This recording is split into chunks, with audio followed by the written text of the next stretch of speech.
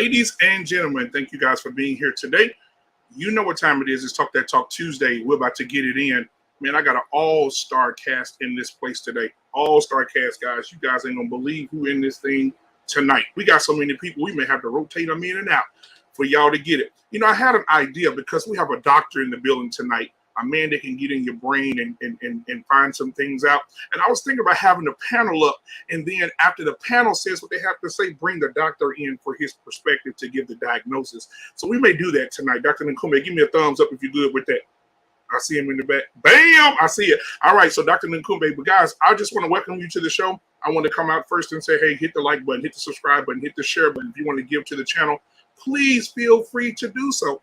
All right, you know, everything you give to the channel, I'll either drink a cup of something from Starbucks or I'll put it back into the show because I love it as I do so much. All right, we got some people in the chat tonight that I want to cry out to. Let's see who we got in here tonight. Dr. Nkume's in the building tonight. Come on, y'all got to already know he in the building. CBN Tech Talks is in the building tonight. Number one, he's in the building tonight. We got the reckless Ray De Niro in the building tonight. We got Queen Smiley. Listen, I haven't seen Queen Smiley since Moses threw the tablets off the mountain. We'll talk about that later. She's been out and about and traveling the world. We got the E. Nicole in the building tonight. Lady Navoa, as usual, in here working tonight. All right, we got Lost in Translation in the building tonight. The Bishop is here. We got Harris Tribe Media Group in the building tonight.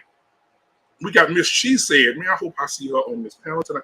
We got Miss She Said in the building tonight. We got Sean in the building tonight. Sean Bolden. Thank you guys for being here. All right. As we continue to go on throughout the show, guys, come in, make yourself known in this chat. And we're going to have a great conversation tonight. We're going to break it down in segments, and we're going to get to the conversation of tonight. You talk a lot, but you show me nothing. We're going to get into that, but a few things before that. So, guys, welcome to the show. Real quick, go to the bathroom, get your glass of wine, go grab your husband by the hand, go pick your wife up off the couch, bring her into the bedroom, put this on because you guys are about to have a great time tonight. All right, after this intro. Again, thank you guys for being here. Talk That Talk Tuesday. Guess what, guys? It starts now.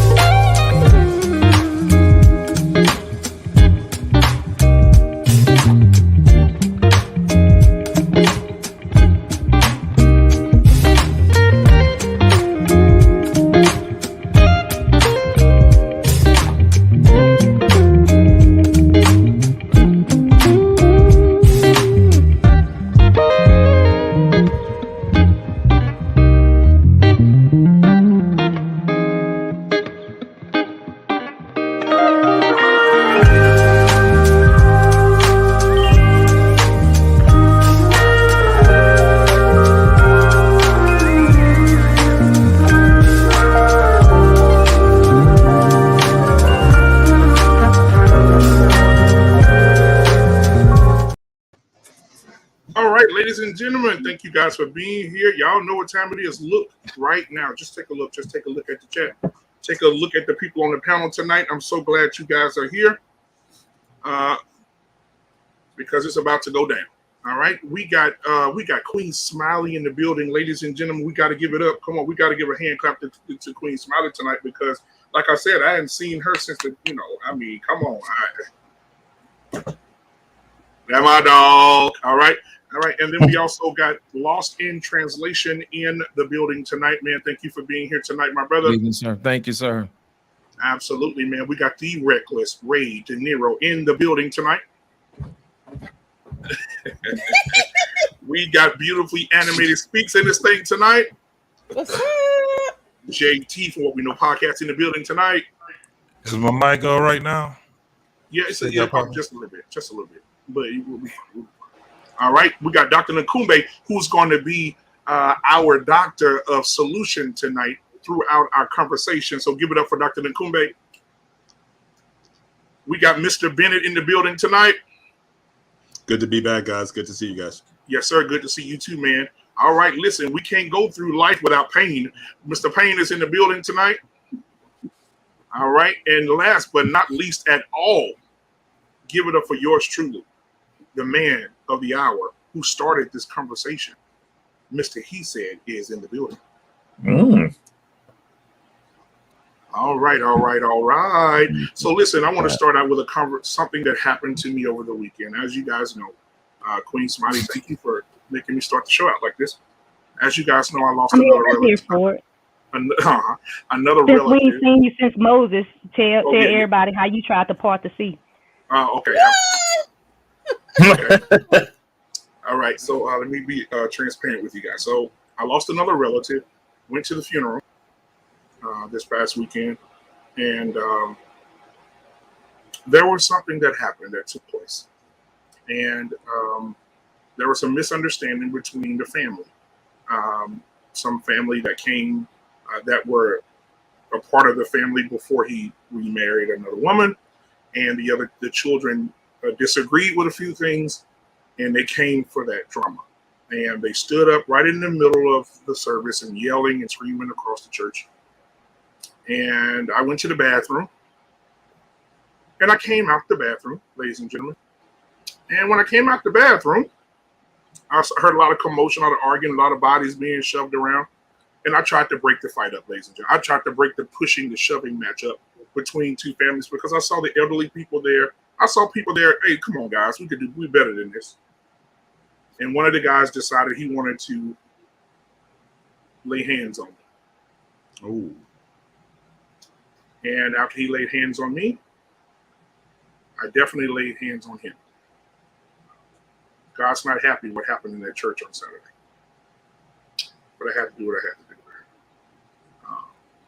to do. The word got out, because Queen Swat, we from the same town in Louisiana, but she's here in Dallas as well.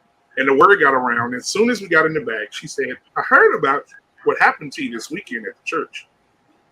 So I guess it got out. I hope it's not on World Star or anything like that. I'm not trying to go viral at my relative's funeral.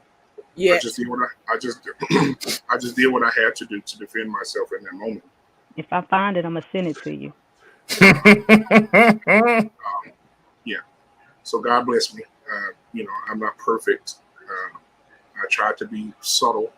I tried to be peaceful, and then that was that. All right, so guys. Anyway, thank you for being here on Talk That Talk Tuesday.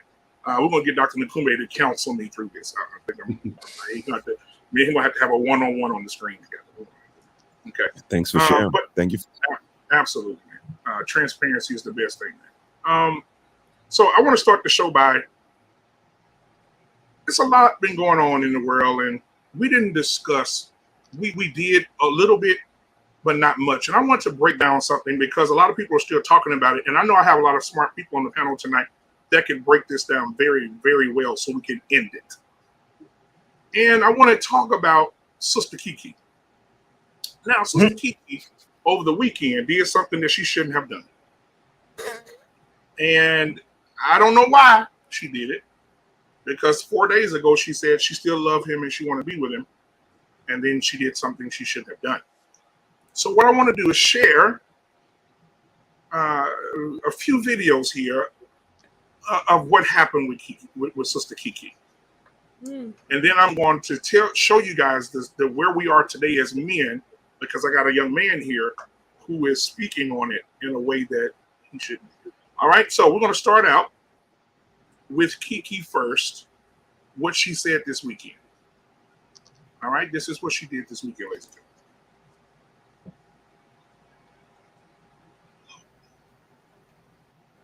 gentlemen. Okay, now did you guys see it? Okay, Yep. let's okay. Yep. I'm going to Yep. This is up. let me do it one more time. She said, I'm not going to put I'm going to say the lyrics again, but I'm going to play it one more time for the people in the back with a hearing aid. All right, here we go. Let's play it one more time. My son gave me some ass. I'm my own boss and I got my own cash. I don't need a nigga. Only thing I need. Okay, she said, my son gave me ass. I don't need no nigga. All I need is the bag. Okay. All right, those were her words. Okay. Now, I don't know what has happened to Kiki. I don't know, because before the baby, Kiki went like this. Something has taken place. Right? Now I want to show you guys what made her get to. We're gonna be dyslexic tonight. We're gonna move backwards. I want to show you how we got to this. Only because a man said something that she was dating. He said he thinks she should be a mom. But I think that he was right in a way. I think that he was right. But let's see. Let's talk about. Let's look at this real quick. And listen to this young man, guys. This is why we need to hold men accountable. If anyone doing anything that they want, honestly, she can go to the Usher show. She could have her cheeks out. She can do whatever she wants. That's her life. That's her body. It's her choice. She can do whatever she wants in a relationship with me. So shout out to Kiki. Now, this young man just said she could do whatever she wanted. If she was dating him, she could wear her cheeks out. She could do what she wanted to do. She could be as disrespectful as she wanted. He don't care. As long as she, that's her body, her choice. She do what she wanted to do. Right? That's the state of the black man right now. I'm not even gonna play him no more because I'm feeling sick. Okay, I'm gonna remove him now because I'm getting just him. He making me sick. Now, if we go back a little further, before Kiki had the baby, before Kiki had the boyfriend, right? This is what happened. This is what took place.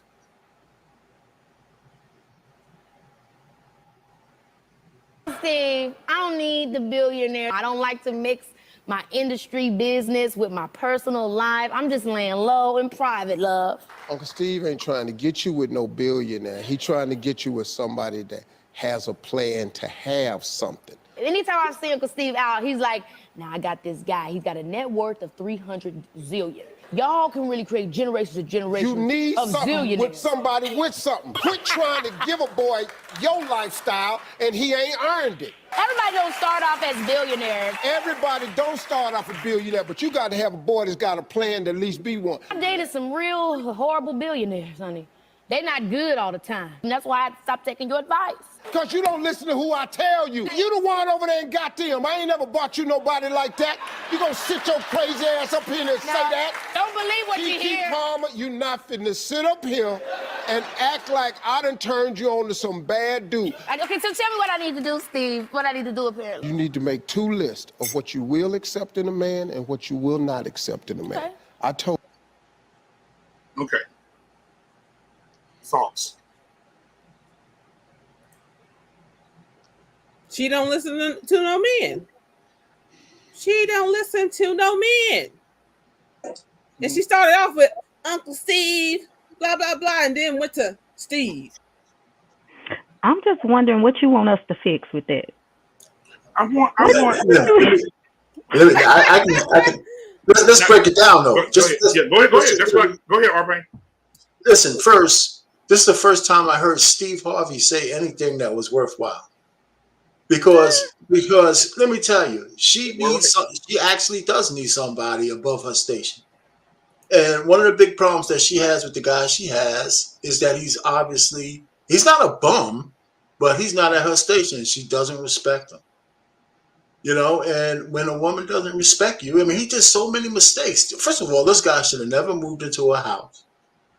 He should have never agreed to be a house husband. You can't do these things as a man. I mean, I'm not rich and I know that. Huh?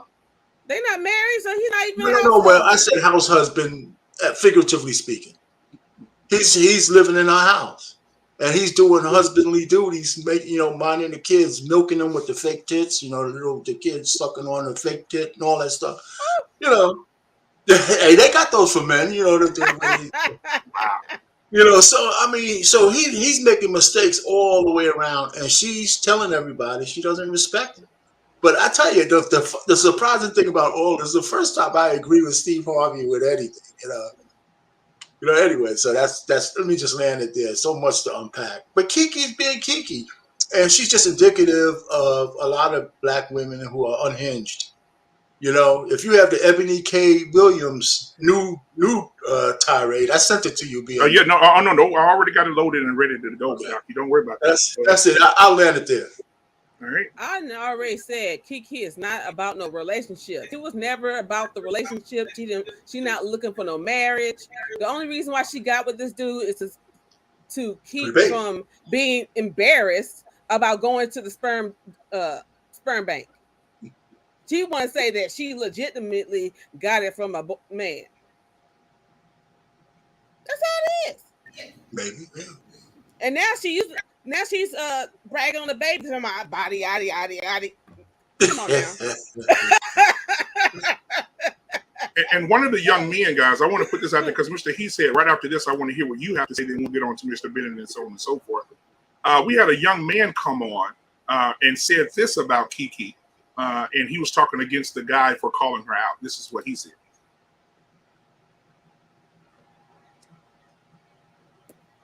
Be with one. All right. Now, that was a very short clip.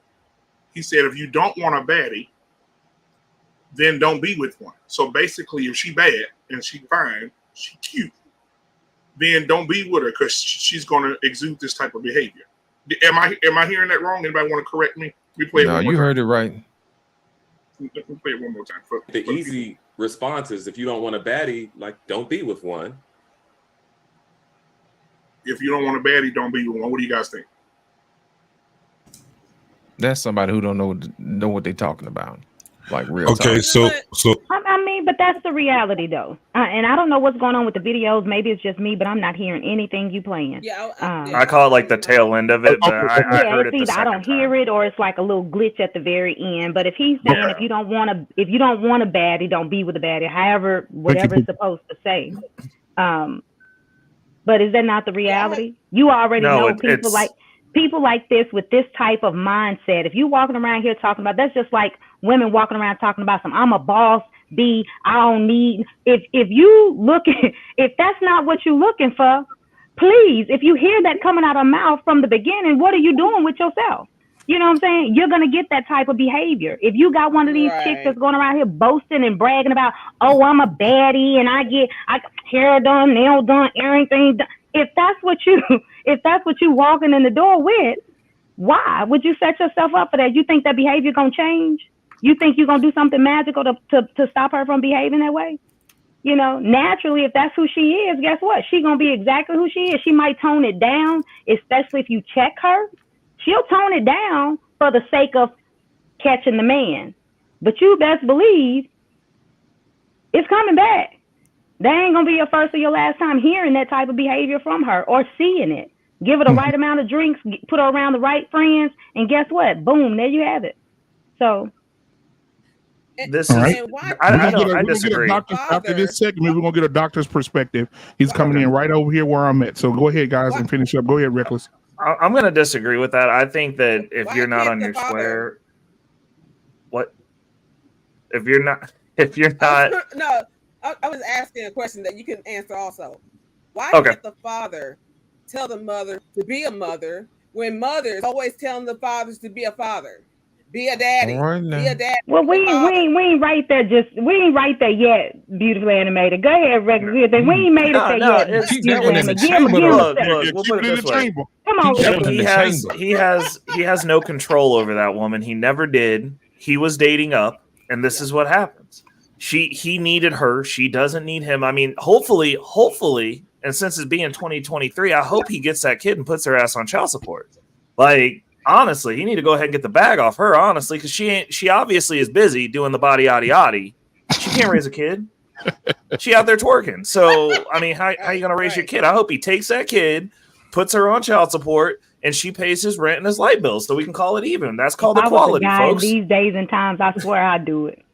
Right. Like, I would do it. But the thing is, we can't act like there aren't beautiful women who function as women in our society. It might not function like women in our culture, but in society, like to say that you can't go out there and find a beautiful woman that knows how to act, that sees the value in you, that's not something that's impossible. It's not that because she's hot, she acts like this. I don't think we said that reckless though.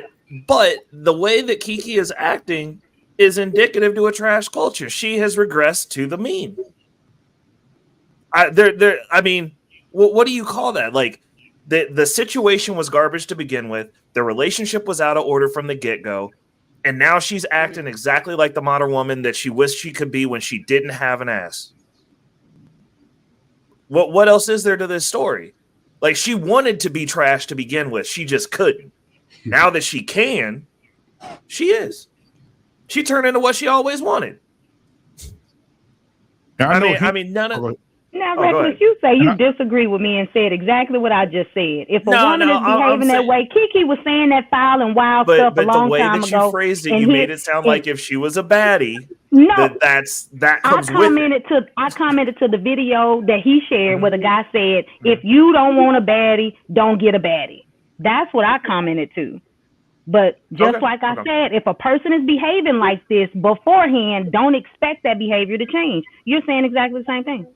Kiki is doing exactly what she wanted to do from the jump. Let's change the definition of baddie then. Let's just call it a bad human and stop putting babies in them. How about that? I was just about to ask the question, what is a baddie? What is a baddie? So let me get Hink in here, because I know Hink got to leave early. So let me get his perspective real quick. Hink, so what are your thoughts? What are your thoughts on the situation? Look, I only have excuse me, I'm sorry. I only have a problem with her outfit, really, because it's something look like something you wear at the beach anyway, with a shawl around you. My issue is the way she was grinding on him. That I found that to be disrespectful. Why are you slow dancing with this man? We all know slow dancing is a form of making love. And my woman cannot be slow dance on another man. No, we're not doing this shit. Hell no. I don't give a damn.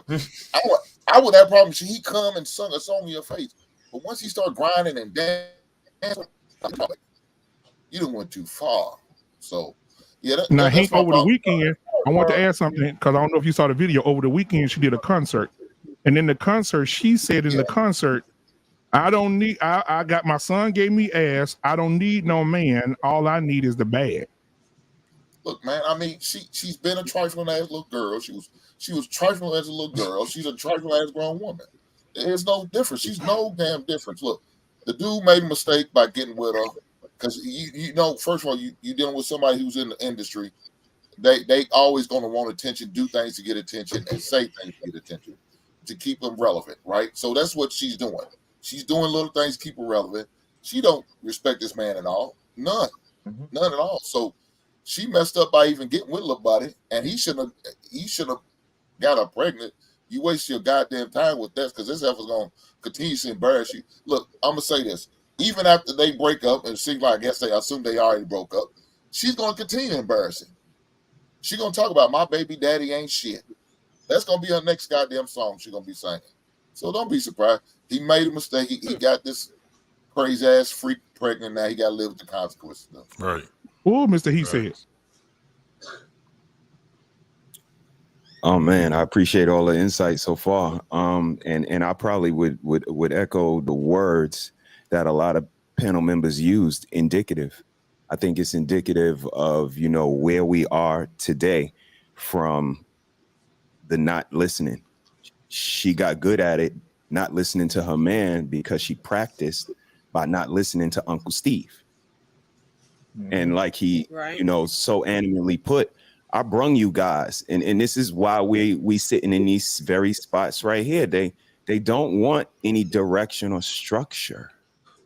It's really heartbreaking that men just, the reason we sitting here is because we told them we love them, we want to be with them, but we just need them to polish their attitude, talk to us nicely, and look where we are, guys. They didn't say, you know what, I could consider it. You know what, let me think about it. You know what, y'all are right. Y'all took y'all turn and at correction. Everybody else in the world takes their turn at correction. We'll take ours. But no, we're sitting right here. And it's indicative of that little girl. Like, she don't listen to her man. And all he said was, you're a mom. But look at what happened. Right. The women switched what he said. You know, he's really jealous of Usher. That's really why. He said, again, they don't take what we say. And again, you know, let me get ahead of the train. Wow. If y'all ever see my woman dancing around Usher, I am not jealous of a man with herpes. If she want that from him, she could have that. So I'll get ahead of it and don't try to change what I said. But again, you see, Steve Harvey said, I brung you guys. And what did she do? Just the same thing what modern women do nowadays. She changed the man. By the end of the sentence, he was a horrible, evil man, just like these women. You could say, yo, Prince Charming just walked up to your door. And what will they say? Yeah, he could be Prince Charming, but if he start cheating on me or if he start beating on me, and it's like, yo, how did he get to that by the end of the sentence? He started out as Prince Charming. And this is what they do. And again, they don't listen. And what now? We are in a 180 where they're saying the same thing. Men don't listen. So it's just, for me, it's very frustrating because they get to be scrolls. I don't know if y'all watching Secret Invasion, but they're scrolls. Yeah. Women when they want to be, they can be men when they want to be, and they can be children when they want to be. And that's not fair because some of us have to live in reality that we all have to share, and they get to live in their feelings that they live in individually, and then we have to acquiesce to their feelings that they live in individually and ignore the reality that we all have to live into together. Chew on that. Let me add this to that, and then we'll get everybody in so we can move to the next segment here. Have Dr. Nkumbe come in and give a doctor's perspective. Darius, this is what he tweeted. He said, we live in a generation where a man of the family doesn't want the wife and mother to his kids to showcase booty cheeks to please others, and he gets told how much of a hater he is. This is my family and my representation. I have standards and morals to what I believe. He said, I rest my case. This is what he tweeted. What say you, Doctor? What say you, Mr. He said, then we'll go to Mr. Bennett. He said what he said. Yeah. He said what he said. That's the man. His house, his baby, have his DNA. Again, that's the consideration we just don't get, fellas. It's very disheartening, and that's what makes us so passionate about just, you know, sitting in these boxes and having a space to speak. But again, look at where we are. Absolutely. Mr. Bennett, what are your thoughts? And then we move on to, I think, JT, and then BS. You didn't go, right? Yeah, we get to BAS as well. But go ahead, Mr. Bennett. This is all tough for me because, I mean, you're asking us to kind of diagnose mess. I mean, the whole thing is like you got a car wreck, you got bodies all over the place, and I'm supposed to kind of go in there and kind of give an assessment of you the EMT things tonight, Mr. Bennett. Yeah, it's a mess. It's a cluster. You know what I mean? So I mean, I don't know where to go from here. I mean, certainly playing the earlier video with Steve Harvey clearly shows that, you know, again, she doesn't want to be under, I guess, any authority of any guy. So again, as far as the Steve saying you need to be with a guy who's about something, I mean, forget the money. I mean, I would agree to an extent. It's not so much what his net worth is, but does he have a purpose in life, and is he doing something that's, you know, progressive? Does he have a plan for the future? But she just does not want to live under that. But I think but you can check off the boxes for most, unfortunately, of these Black actresses, you know, so I'll just speak locally there. Most of them are not, you know, you only got, you know, one or two, like Angela Bassett, who seems to have her stuff together in terms of in a marital situation, but it's not many of them. And you know, so I think the environment isn't one that is conducive for these women to have relationships, because they always need to be out out in front. So it doesn't matter if it's her uncle. I read her bio. I mean, she had a father in her life.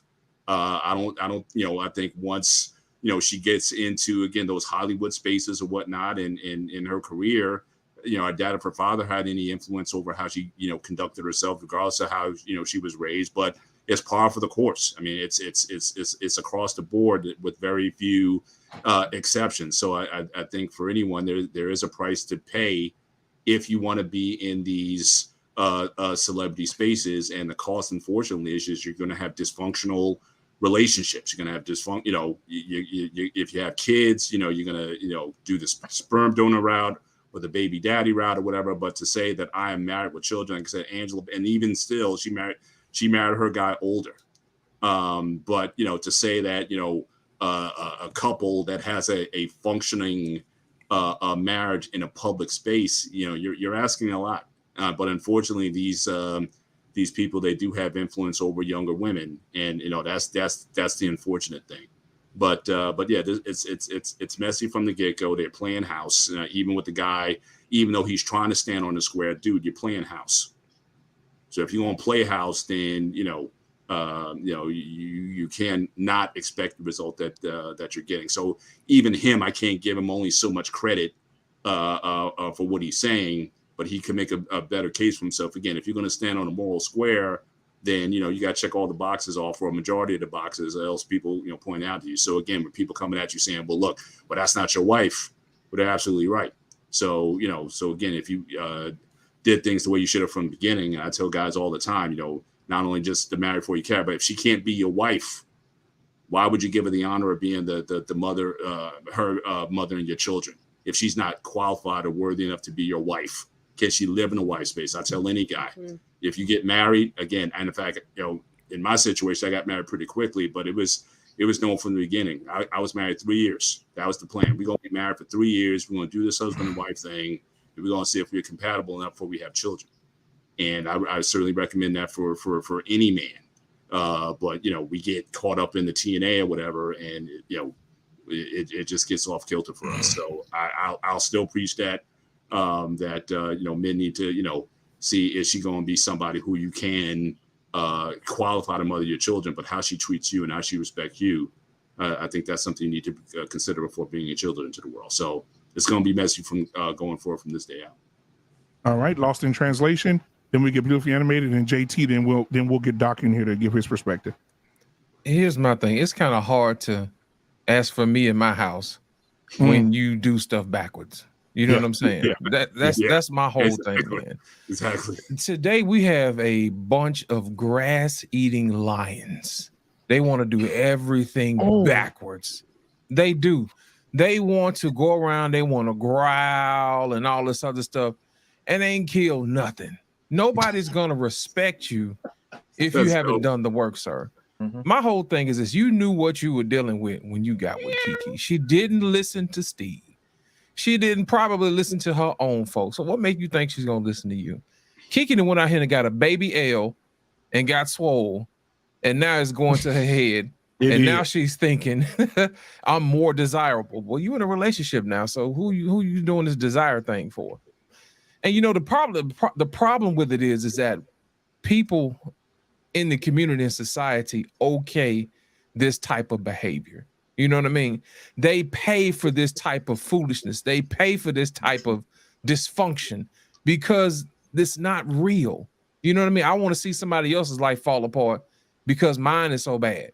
You know what I mean? And they big up people like that because if Kiki's life is tore up, mine gonna be, you know, looking a whole lot better compared to hers. And we got to stop doing that, man. And that's my whole thing. And as far as Darius is concerned, sir, I want you to repeat after me, sir. I am tired of being a cream puff. Don't be a cream puff, sir. Do not be a cream puff. Stand up on your square, man. And don't let nobody push you around. It's still not too late, man. You got to put your foot down, bro. You know what I mean? You can't go around here talking trash, talking good, you know what I mean? And then turn around and just say, well, you know, darling, you can do whatever it is you want to do. No. That's not how that works. Before you put a ring on somebody's finger, you make sure that they are capable of the job position.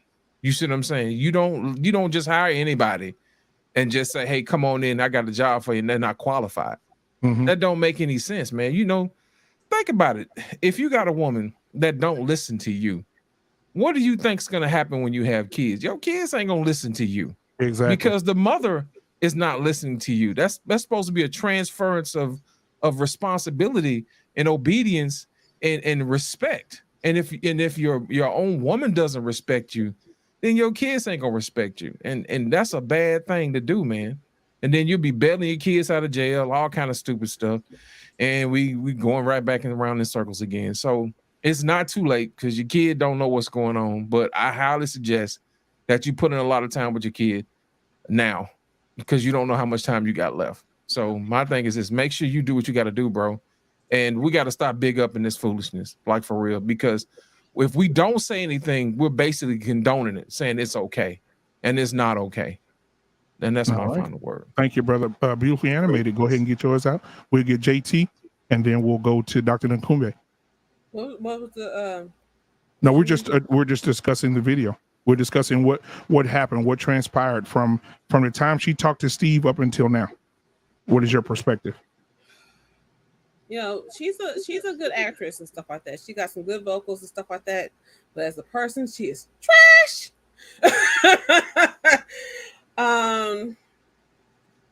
Yeah, she totally just used that dude. Like, really, that's what it boils down to, because ain't no woman who's like about having a serious relationship and marriage is the goal.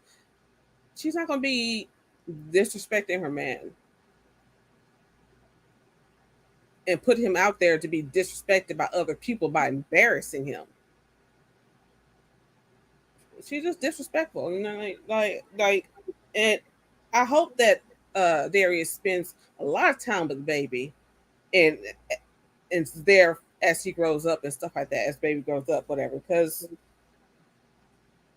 that baby's gonna see both sides and how each one acted, and they're gonna make their own judgment. Exactly. Like, I didn't have to tell my daughter about sperm donor. Okay, a few times she was around him, she saw what happened.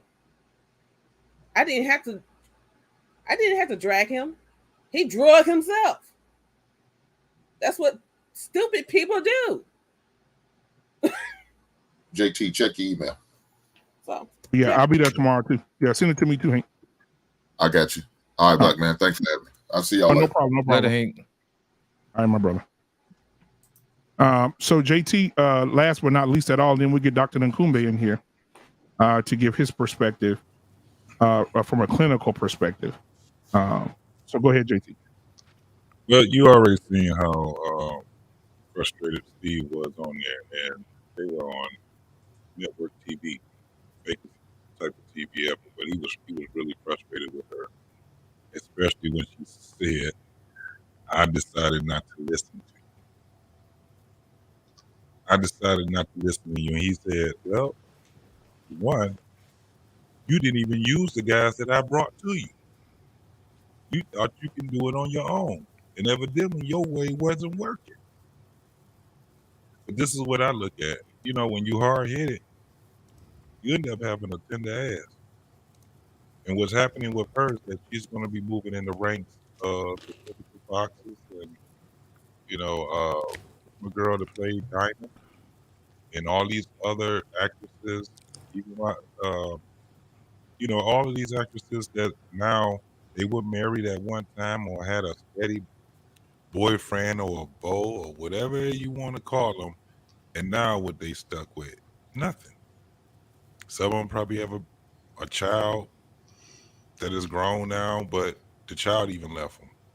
So now they 50 years old, bitter as hell, on Foxhole, talking about irrelevant stuff.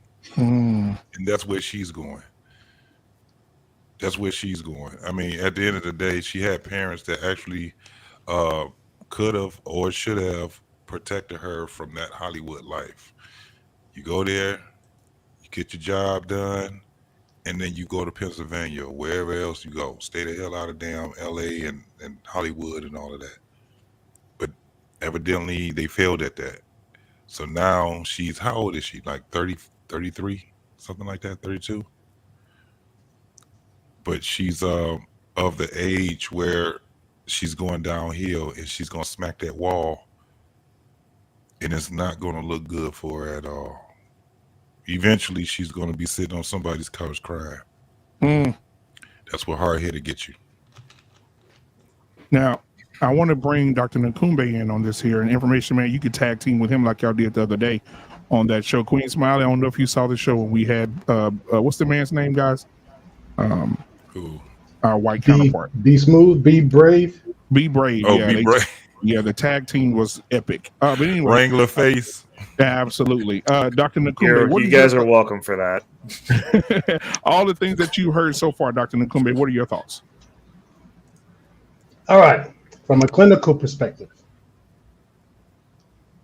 she's in her 30s. She's 29. 29. Okay. Age-wise, she's 29. She identifies with probably young adults, teenagers.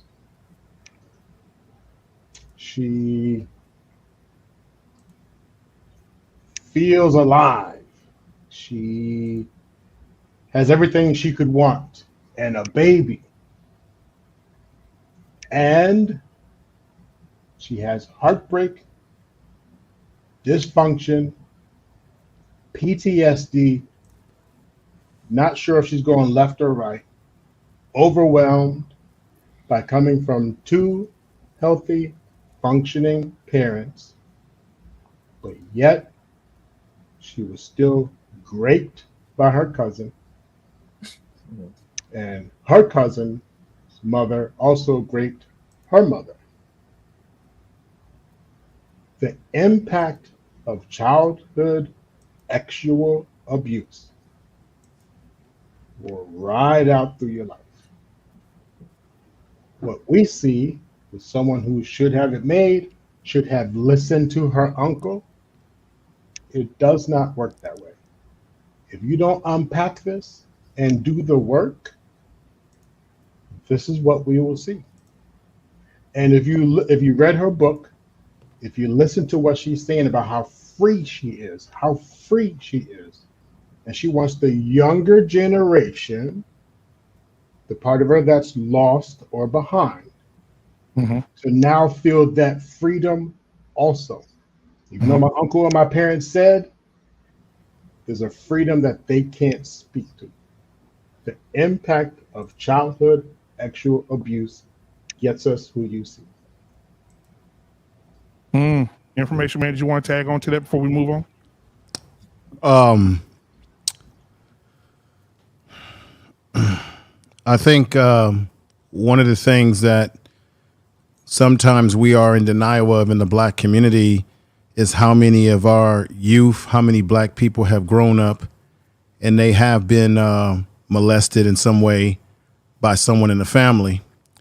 And so a lot of times when you see young people acting out in a way that we may think is irrational, a lot of this stuff can be linked back to their upbringing. And I think we got to be careful when we assume because someone has two parents.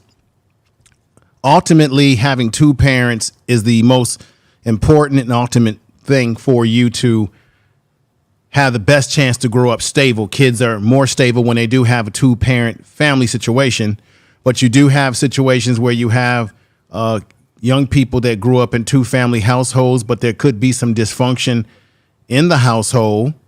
And then we also have to take into account we're dealing with someone who is in Hollywood and what Hollywood can do to you. Now, when you look at, not to get off subject, but when you look at someone like Will Smith, you notice that out of all his kids that he has, the one that appears, I got to use that word, appears to be the most stable is his son, the older son who went on to college. I think he wants to go to medical school. And he wasn't necessarily raised in Hollywood, but primarily raised by the mother because they had a breakup, right? So when you look at the son versus his younger siblings who have grown up in the Hollywood, it has a effect on you.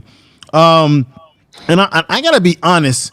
I don't think that Steve Harvey is the most credible person to be trying to give someone therapy. The man has problems himself. The man has had a bunch of relationships that have not gone too well for him. He's not the guy to be listening to. He's the one that came out with the book talking about act like a man, talk like such nonsense, in my opinion. So I don't really put a lot of stake. We got too many celebrities and entertainers that are playing the role of leaders and therapists. Big mistake. Big mistake. Okay. But she has some issues. We obviously can see that with the relationship with the boyfriend from the outside. It looks like it may be a little dysfunctional by him crying out the way he did. But as the gentleman, everyone has said on here, people learn the hard way, and then they're crying and moaning and saying, oh, I wish I would have did this. And it's too late because they get older. They start hitting the wall, as everyone had said. And then it's too late. But we have a lot of issues within our family structures in the Black community when it comes to kids that have been scarred in some kind of way. Not to use it as an excuse, because everyone has to, be accountable for what they do. But as the doctor said, she's 29 years old. So we got to take it what it's worth, because her brain has only been fully developed for only so many years. May sound like an excuse that I'm making, but it's true. And you got to look at where you were personally as a 29-year-old person, because some of us don't really mature until we get into our mid-30s and later on, depending what we've been exposed to. And she is in Hollywood, so I'll stop there.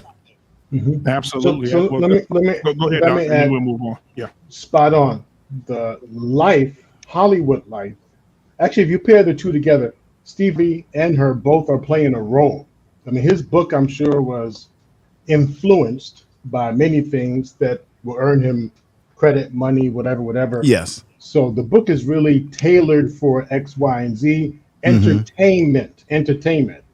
She has this entertainment life, her childhood star. So how much of her life has she lived? Not to, as same thing as Information Man is saying, not to use it as a crutch, not to use it as an crap out. But now when she's saying, I am free, and her book is saying, I don't belong to you, like, I'm going to be myself. No more Hollywood, no more this, no more that. Not even my man. Her man is frustrated, like, I don't know how to deal with you. This is not what I signed up for. So now you have a who's presenting fragile. And for people like her and her situation, even though that's sensitive and feels good, is also no thanks. So there's a part of it that he looks pitiful to her. So tough situation. Well, Doc, let me ask you a question. When she says she's free to be who she wants to be, who is she freeing to be? Yep, good question. I don't know, and because I don't know what work she's put in, I don't know if she's truly identified who she is versus who she wants to be.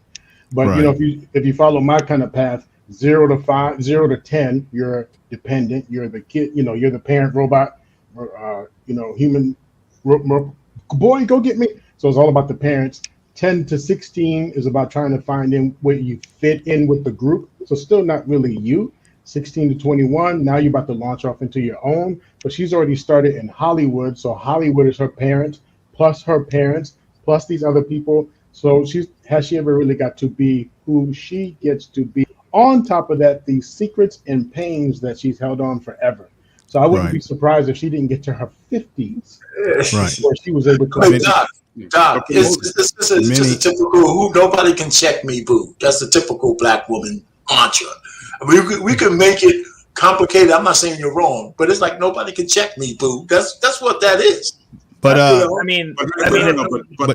oftentimes freedom doesn't necessarily have a destination to lost in translation. If you've been under something, if you've been in whatever prison you want to fashion in your mind, anything else besides that can feel like freedom, even though you might be going into a worse situation. She's like, I just don't want that. So the fact that I don't have to play whatever role as the good girl, I was a killer to be, I was this and that or whatever, I just want to escape that. That may feel like freedom, but that's just like you broke out, you dug yourself out of the prison, but where you going? You don't know where you're at. Should I go left? Should I go right? Should I go wherever? You just know you're just not in that place anymore. It's going to, it may take her a minute, to Doctor's point, before she finds out, okay, this is where I want to go. This is the person I want to be. But I'm tired of being that, whatever that is. I want to make this point, though. We got to keep this in mind. Sometimes our talents, we see it with athletes as well. Sometimes our talents can take us to places that our minds are not ready for. And the truth of the matter is, although one may want to say, well, this is the typical black woman type thing, we're dealing with someone who did not grow up in the normal way that children grow up. I don't know how many of you have taken child development on this panel. I'm sure the doctor has.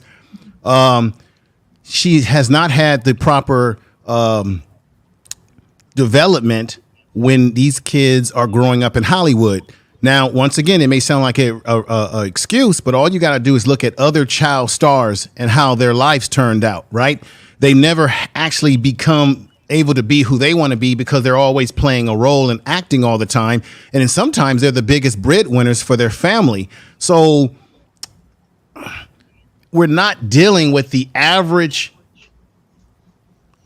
adolescent or teenager or young person who just grows up living the regular life. We have someone who's used to everyone saying, let me get your autograph, someone putting her on a pedestal. So there could be a lot of things that's going on. And then when people are in the entertainment business, they have a lot of handlers and people telling them what to do so that they can start to feel like, I want to take control of my own life.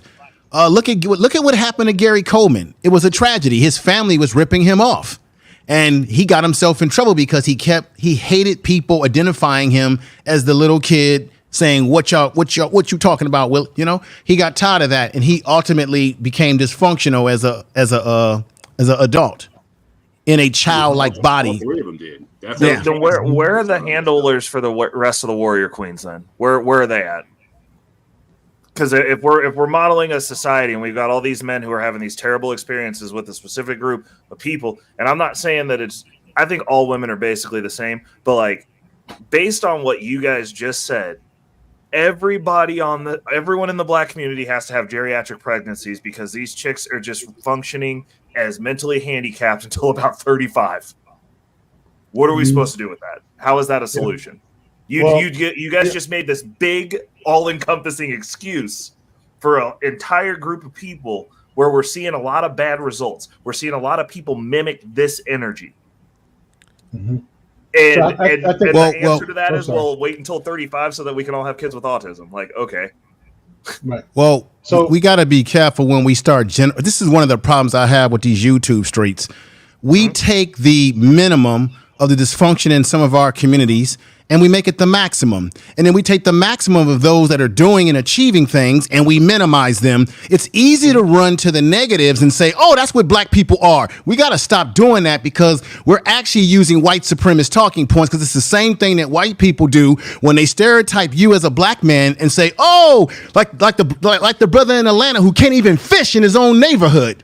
Because they don't think he belongs there, right? Because he's black, because they have certain stereotypes. So yes, there are women that are ratchet. There are men that are ratchet. Therefore, see, I don't cry about this stuff because I don't deal with those type of women. I veer away from them. But I know that there are women out there that are on their game collectively, and then there are women that are not on their game collectively. We get into these little echo chambers on YouTube and think that we're really talking about something, and there's a whole goddamn big world out there. Yeah. If you don't like these kind of women, then you don't need to deal with those kind of women. Why cry about it 10 times a day? Specifically, you took a piece of what I said and then you ran with it. But my specific point is, if we have these men that are getting these bad results, we have the marriage statistics for within our community. Like I'm not saying that everyone's acting like this. I'm saying I'm not denying that, brother. Problem. We can't blame white people for what we're doing within our community. White supremacy ain't got shit to do with that. Well, I'm not blaming white. I'm not blaming it. I'm saying that making these women act this way. Right, but is it? Let me ask you this question: is it all ruthless? I'm just asking you an honest question. No disrespect. Yeah. Do you, in your opinion or what your experiences, do you think it's all black women across the board, or is it that the ratchet behavior of some black women is magnified on social media? Nobody's going to show you positive black images on social media a lot of times. Look, for example, I can do a video on my channel about positive things that black people are doing. I can do a show about black fathers. Nobody shows up. But if I talk about something ratchet, about a ratchet woman or man, everybody will show up for that. So I think sometimes we are culturally conditioned by what's put out there because that's what sells. So so my question is this. My question would be this information, man. Hold on, I got this. Do you live here or do you play here? Because if you live here, it shouldn't matter what you put on your channel. You should control that narrative, regardless of whether you're getting paid or not. I hear what you're saying. That's on you. So, I mean, if you look at my channel, I'm not talking about black women, period. Right. I don't talk about it, period. My channel is growing the way that it's growing because I control the narrative and I control my community. Yeah, I control the narrative. I don't live here. I'm not getting paid to be here. I completely control the narrative on my channel, or all of you do. But I do notice certain type of content. Unfortunately, some of our people don't necessarily support it. Exactly. Because, for example, and this is no shade, in my opinion, people like Sir Hale and Brother Blackman Unfiltered should have 200 to 500 people watching him every time he goes live because he's giving you valuable content. I'm just keeping it real. But anyway, thank you. So, no, but I do agree with you. Hold on. Let me jump in, please. BMU, I know you want to get to your next point. I just want to add one more thing. Go ahead. So reckless was no disrespect, but part of your answer is in your own statement. I don't speak to black women, but yet just the other day I was like, man, dude, you drop nuggets. You drop your show. People can think when they listen to you. At least I think so. So even though you don't speak to them, that's not your audience. But at the same time, that's part of the problem.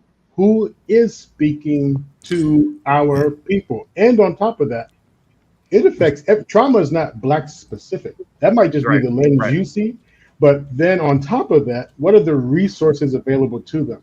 What is the likelihood that one group of people is going to get help where the other one would not?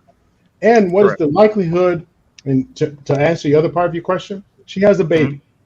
If I don't want to project, but if she treats the baby with the powdered gloves out of her protective mind, that's going to make sure her baby never has the experiences that she had, and she's going to double layer protect and groom this baby the way she wants, then when would that baby, our future, her future, when would they're going to repeat a cycle of getting to their mid something 30, 40s before they actually start to be. And then if they have a kid, so we're talking 2 to 3 generations that are going to repeat similar behavior. So then when we say, when's it going to stop? Great question. What can we do about it? When we hear people finally have the courage to talk about it, finally have the balls to put it out there. And they scream and holler, and we see the entertainment. And I'm just going to my theatrics for a quick second. So her theatrics, she gets to express herself through her. So if I were to, now I can feel it when I'm, and when I get the crowd like, internally when I'm like, but then there's another part of me that says, you did all that and you still ain't shit. You got 1 million people out there celebrating you, and you got all these little things going up, wow, reading stuff, but internally I'm still not shit. So when we talk about free, when I finally spoke to, can I tell you where my real genius comes from? I've been tampered with. Can I tell you where my real genius comes from? I've been boom, whew, I got it out. F you, and you sound like a teenager right now. And I just wanted to put that out there because it is so real. It's easy to look at it one way, but trust me, it's a real thing.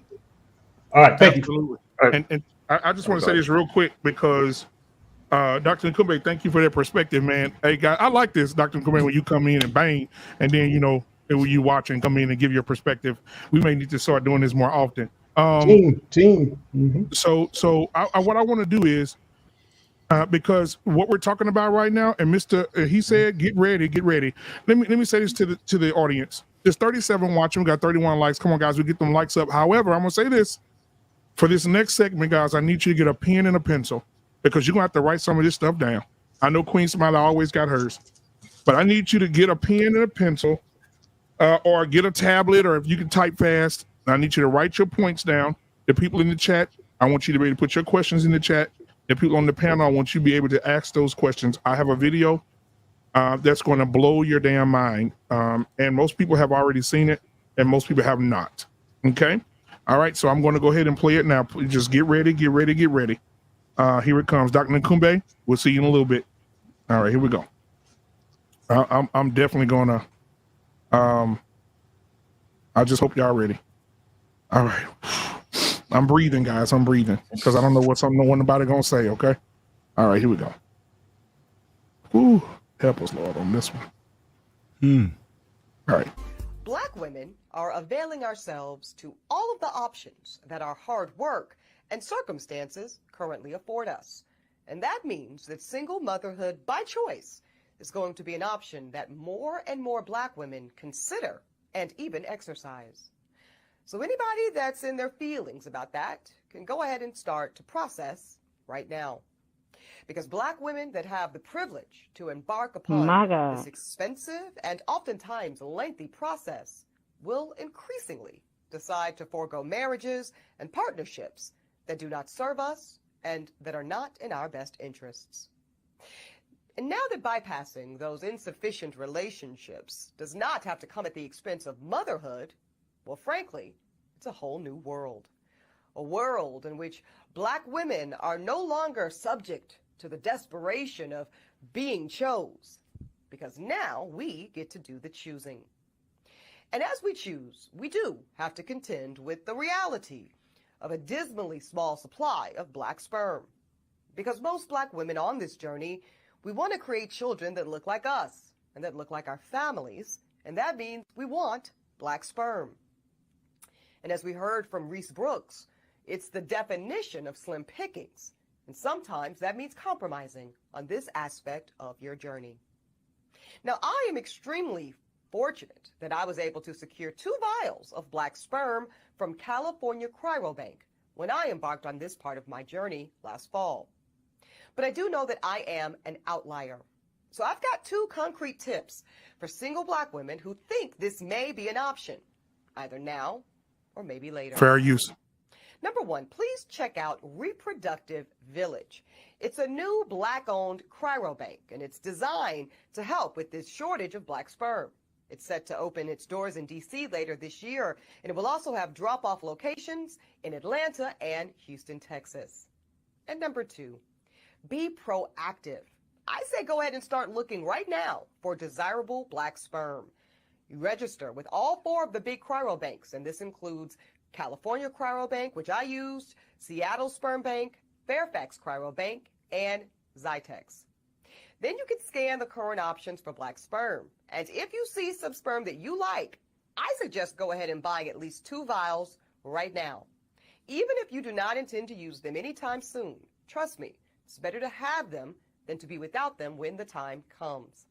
And listen, if you never need them for whatever reason, what a wonderful gift to give to a friend or a sorority sister in need. And also, most of those banks, they allow you to resell the sperm back to the bank itself. Listen, I know that many are going to question or even indict the decision that I and many other Black women are making to become single mothers by choice. But I, like the women you heard from today, go by the creed of no regrets. I have, and many Black women have, too much love, too many resources, and too rich of a community not to share these gifts with children of our own. Children that will one day, no doubt, enrich and contribute to the next generation of Black America. I hate this planet and I want off. Listen, hold up. Oh my God. Okay, so this woman sounds like a crack fiend when she says Black sperm, first of all, allegedly and respectfully. Like, it's cringy as hell. I don't like it. It made me feel bad in my soul. I'm scared of her. Reckless. I want all y'all to check y'all nuts. Y'all shit empty. Bro, I'm listen. like, why is there a shortage? I got a message for Black men.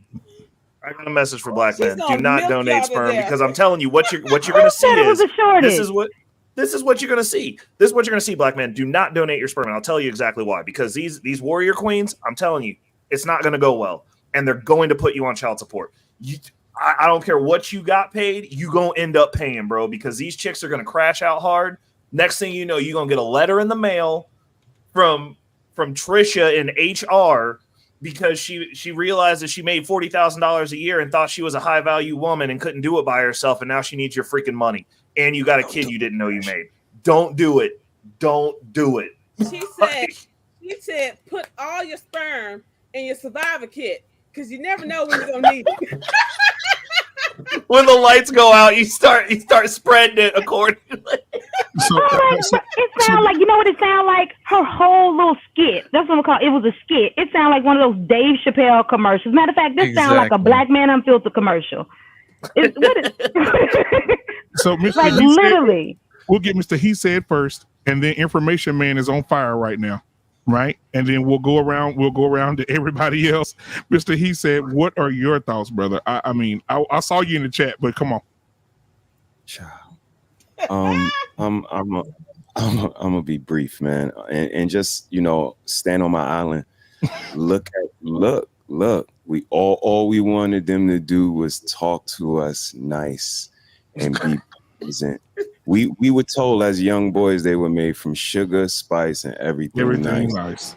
Asked them to be a little more like that, and look at where we are. She rather buy sperm than be nice to a man that actually has sperm that she can get anytime she walks upstairs or I walk past the kitchen. But again, this is where we are when you try to give a certain person correction. And Mr. Butler told us the hunt was on. We were to pray. People tell kids and give them correction all the time. How coincidental that there's just one specific demographic that will not take correction from anyone. And I'm done. Information Man, come on, cook. Well, I would say to Black men, do not donate sperm. I agree with Reckless there.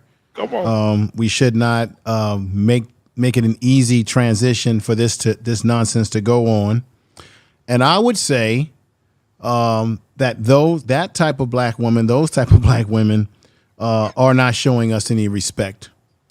And remember, I made that statement before that it's almost like we're being seen as luggage, like we're being seen as just accessories. Well, when we need some sperm, we'll just go over to the sperm bank. No, black men, do not donate the sperm. Stop it, right? This is crazy. And it did seem like a skit. I almost wanted to say, is this serious or is this? But I'm afraid that the woman was serious. Yeah, she was on The View. Yeah, she was on The View, and she said she already got her 2 vials of sperm. So I put this question to everybody on the panel.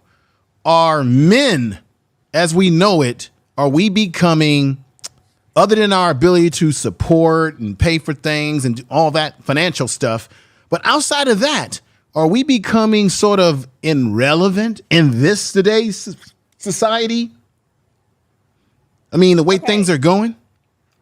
It ain't us. It's not us. No, I'm not saying it. I'm not saying it's us. I'm not saying it's us, but I'm saying when you look at where our society is going.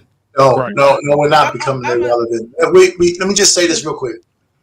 Basically, this is just another way of her trying to take our provision, right? Because women always come after men for what they could provide. So there's another way for her to put it besides just money. Now, I don't agree that we should be giving her any sperm, but I'll talk about what I think about her when it's my turn. But go ahead.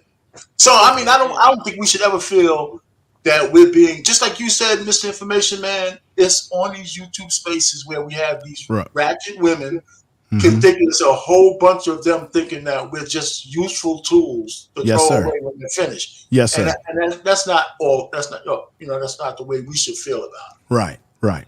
That's all I'm saying. Right. But the whole I just made that statement because not that we all agree with it, but the definition of what a man and a woman is so becoming blurred today. It's crazy. I'll stop there. Yeah. Hey, you know what? And you know what? Andre 3000 said something about 6 weeks ago. He said in 15 to 20 years, we're going to have to take our sons and daughters to a museum to show them what a woman is. That's a damn shame. Damn.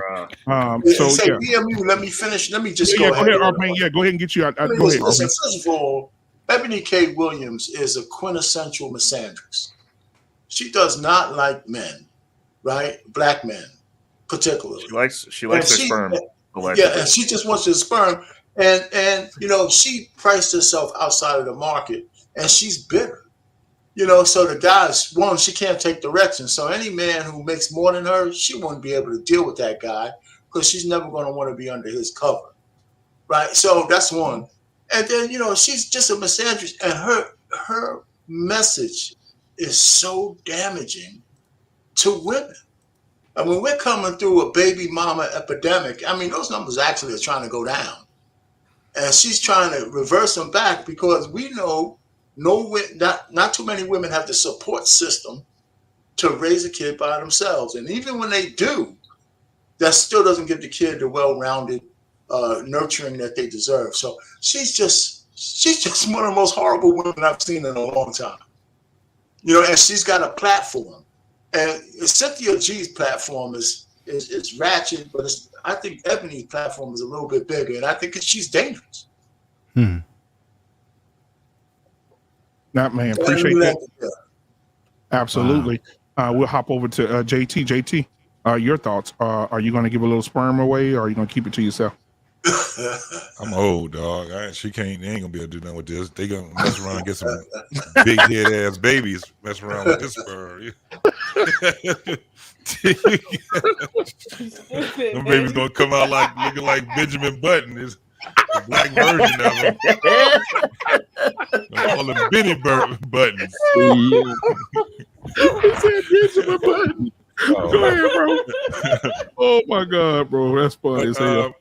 The only people that she's dangerous to is women that follow her and children. When it comes down to it, we're gonna be living in, well, I don't know, we're gonna be living in them times, but there's gonna be a time where men are gonna be holding their sperm hostage. There's gonna be a time where they're gonna be making commercials begging people to have people. It's about to come. This is what we're talking about. They think that they're safe, right? It's like suicide. They just don't understand what they're doing. It's like they're eating their own self. And it's basically the ones that it's the next generation and the generation after that is really going to have to deal with this. Because look at what we have right now. Everything is about not procreating, and not procreating with discernment. Now because they think that they got, the LGBT guys on their side. I can just go to, whoever he is, and I can get sperm from him, and it's going to be cool. That community is, as we speak right now, imploding. They're going to be irrelevant, very irrelevant. They're making a lot of enemies. And when you start making a lot of enemies, it takes a minute. But once that lion starts to roar and the teeth starts to show, I'm telling you, you're about to look at what society is looking like right now. It's like this big ass storm. It's just, it's just going and going and going. And at some point, it's just going to be this big ass bomb, and everything is going to go quiet. Then it's going to be a reset. And then they're going to have it's going to be another thing that they're going to be talking about. And the thing is, we need y'all to have people. Look what this generation is doing right now. Look what's happening right now. Look at how you got people hating each other. I'm talking about mother, son, mother, daughter.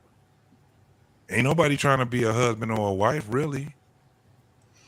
You got siblings. When we talk about people that are deleting one another, they know one another, and it's going to that point right now. Look at how many mothers are deleting their babies and their kids. It ain't just one at a time. It's like 5 in a row. Look at what the men are doing when it comes down to deleting the women. Keep telling people, y'all think it's just these guys is going out here just being evil. No, it's not. They made a bad pick. They got a woman that don't respect them. And it gets so bad where guess what they have to do? They got to start deleting her. And what they going to do? They're like, I ain't going to prison. And they delete themselves. So when you got a woman that's sitting here talking about something like that, by having children with no discernment, buying sperm, all that's going to do is just make the other side mad. What they going to start saying? Nope. What we going to start doing is getting vasectomies. That's basically what they got. They got things right now where you can get a 6-month sterilization. Men, put your nuts in a little cup, and it'll sterilize you for 6 months, up to 6 months. Damn. This is what we're looking at. A bunch of people that's not going to be making people.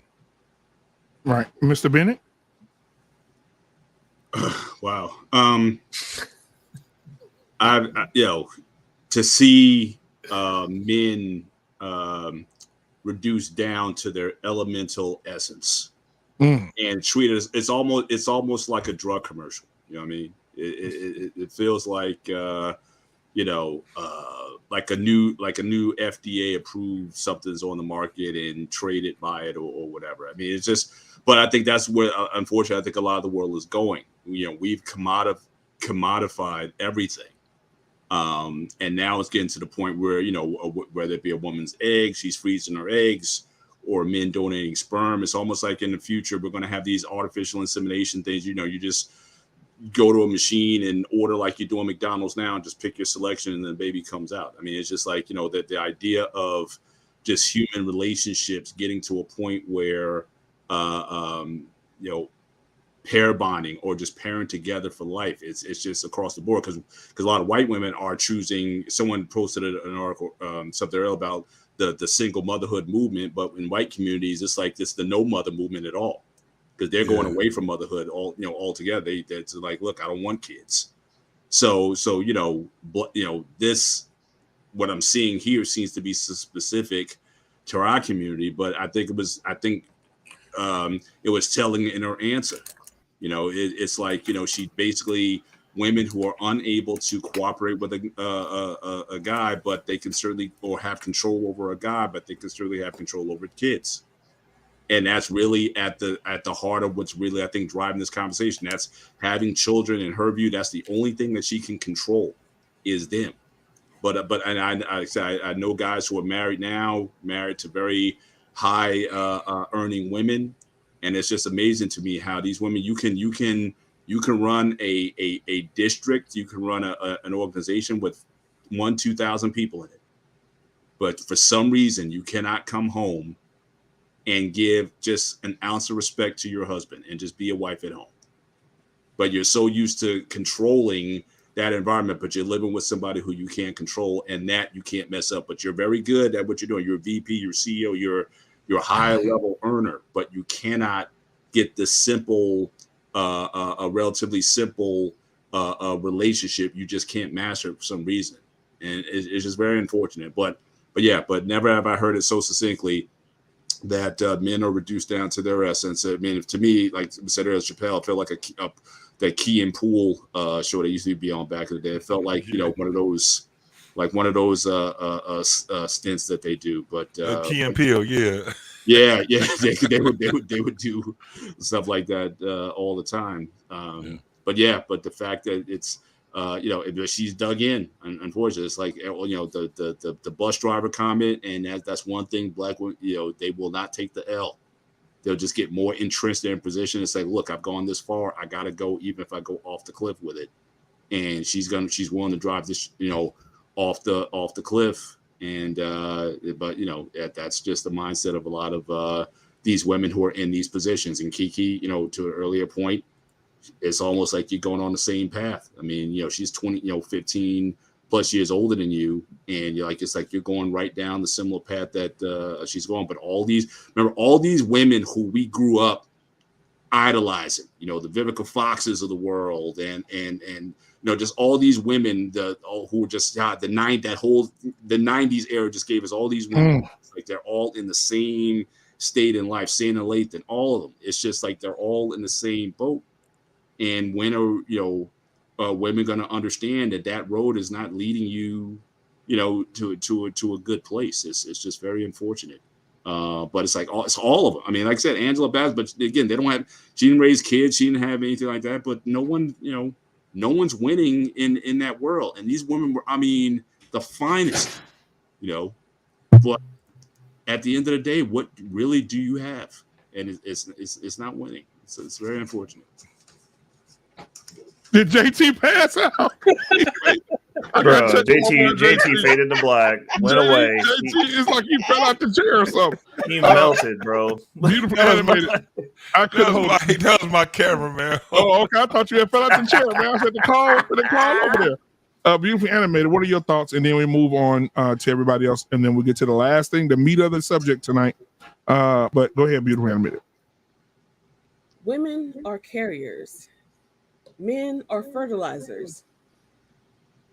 You can get 2 vials of fertilizer for about $2,000, and you can supersize it and get a 3rd vial with a bassinet on the side. This shit is ridiculous.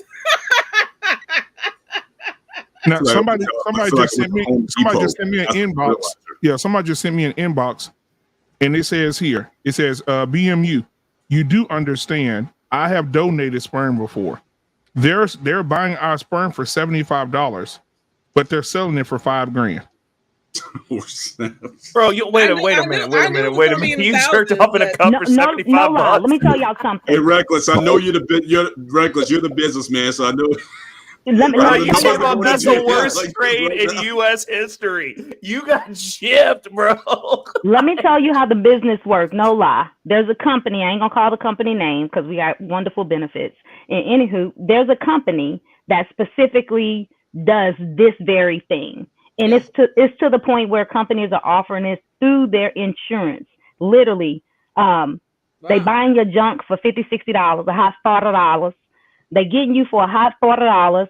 But the process itself costs $70,000 to $80,000. If you have your own egg, sperm, all of that, it'll run you about 20 to 50K. Easy. Easy. I'm about to get me a husband and just put him on the strip. I literally asked them, "Can I sling some eggs?" I'm like, "Y'all need some eggs?" Because I'm done. You know what I'm Put saying? him out the stud. I mean, he said, "What you say?" Get straight on the strip. Hey, come here. But like legit, it's a hell of a markup. You said it. Wow. Yeah, I stand corrected. You can get 2 vials for $100,000. That's and for crazy. $50,000 more, you can get another vial with a bassinet on the side. That's crazy. We need to Lost in call in a safety translation. check. What you I think JT's getting extracted right now. You Ebony gonna got skip him. over me, black man? Oh, I'm sorry. Queen Smile, go ahead, baby girl. I'm so Go ahead, sick of Queen you. Smile. Just because I'm I sorry. busted I you haven't out seen your you so whole long, church baby girl. shit, you know what I'm saying? You ain't got to do me like that. You ain't got to I've treat been- me like I was in one of the pews. I I'm wasn't even sorry. there. I haven't seen you since '83. Come on, sweetheart. I'm sorry. I mean, I know it's been a minute, you know. What are your thoughts? I be out here being a mama. I Because know I that's had right. my children with black sperm. Since you want to keep saying that out loud, Right. I think it's ridiculous. I'll say that. And so, in all seriousness, I think this lady and those who are like her are a big letdown in humankind. Like no lie. The idea of being of choice moms and single motherhood, all of that is just it's ridiculous. Even Keke Palmer, in all her craziness, admitted to the fact after she had a baby, she said, "Look, this ain't for the weak. The village is necessary." Okay, so and as much foolishness as she put on, she had to admit the fact that it's necessary. And to answer your question, information man, black men are a necessity. You will never be irrelevant. And it goes back to not back to, but it's exactly what Dr. Eugene stated earlier. We can carry a child all day long, but without a man, we ain't nothing. If y'all do not fertilize us, we are nothing. We cannot do anything. So I think that black men are not tools, but they pretty much are the cornerstone and pretty much the balance in and of life. We need y'all. We will forever need y'all. And there's no way around it whatsoever. On Ebony, I think she's been told far too many times that she trash between her legs. I think she don't know how to use it. Okay. She never found it comfortable. I think it's just trash. She never experienced true love making, and I hate that for her and people like her. So this is what she settled for. She got trash monkey, and that's it. That's all I got to say. If she's on, you can stop it. If she's uncomfortable with that, how's she gonna push out a baby? I've got a prophecy. I have a question. She don't know what she's doing with that thing. Right. Also, I'm just thinking about it. Her grandmother passed away, and now she's doing this. It's like, would you have? Did you say she had trash monkey? Trash monkey. That monkey funky, baby. That monkey funky. Them men say, girl, if you don't put that thing up. But you know what? You're absolutely right. I think she does she's one of the starfish. There's a level. Here's the thing as a woman. Here's the thing as a woman. And I ain't speaking for all women, but for most of us, because, and I'm pretty sure Dr. Nakumbe gonna come on and have some say about trauma, right? Before a woman, a real woman who's gotten in touch with her sexuality, ain't not one of us running around here talking about you can put that dank away. We live by the dank, and we there's no making up for it whatsoever. We can have as many toys as we want beside the bed. Ain't nothing like a stroke ever in life. Okay, there's nothing that compares. Okay, I don't care what you do and how you do it. And for those ebonies and those like them that think single motherhood is the way to go, choice moms is the way to go, well, rub your own monkey and make it happen then. Since you don't need a man, okay, since you don't want a man, okay, since you ain't gonna ever use a man, but use your own tools then and be successful. How about that? That's right. We won't sleep. We won't eat for the D. Okay, now lost in translation. Let's get you in here, and then reckless. And man, come on, goodness. Here's my thing. I took notes, man. There's a few things I wanted to point out. Yeah. The first thing that she mentioned about was these choices that she has that now her money can afford. Mm-hmm. I question that, because where was this money at when she didn't want to date the bus driver? You see what I'm saying? Did she not want to share her resources with a husband who could have freely given her some sperm? You know what I mean? 2 vials of Compton's finest sperm. You know what I'm saying? I can see it now as a commercial. Fellas, y'all are missing out on the opportunity. You can have your own commercial. You know what I'm saying? For the low price of $5,000, you too can have some of Compton's finest sperm. You know what I mean? But here's my thing, man. We are up against some stuff we have no idea.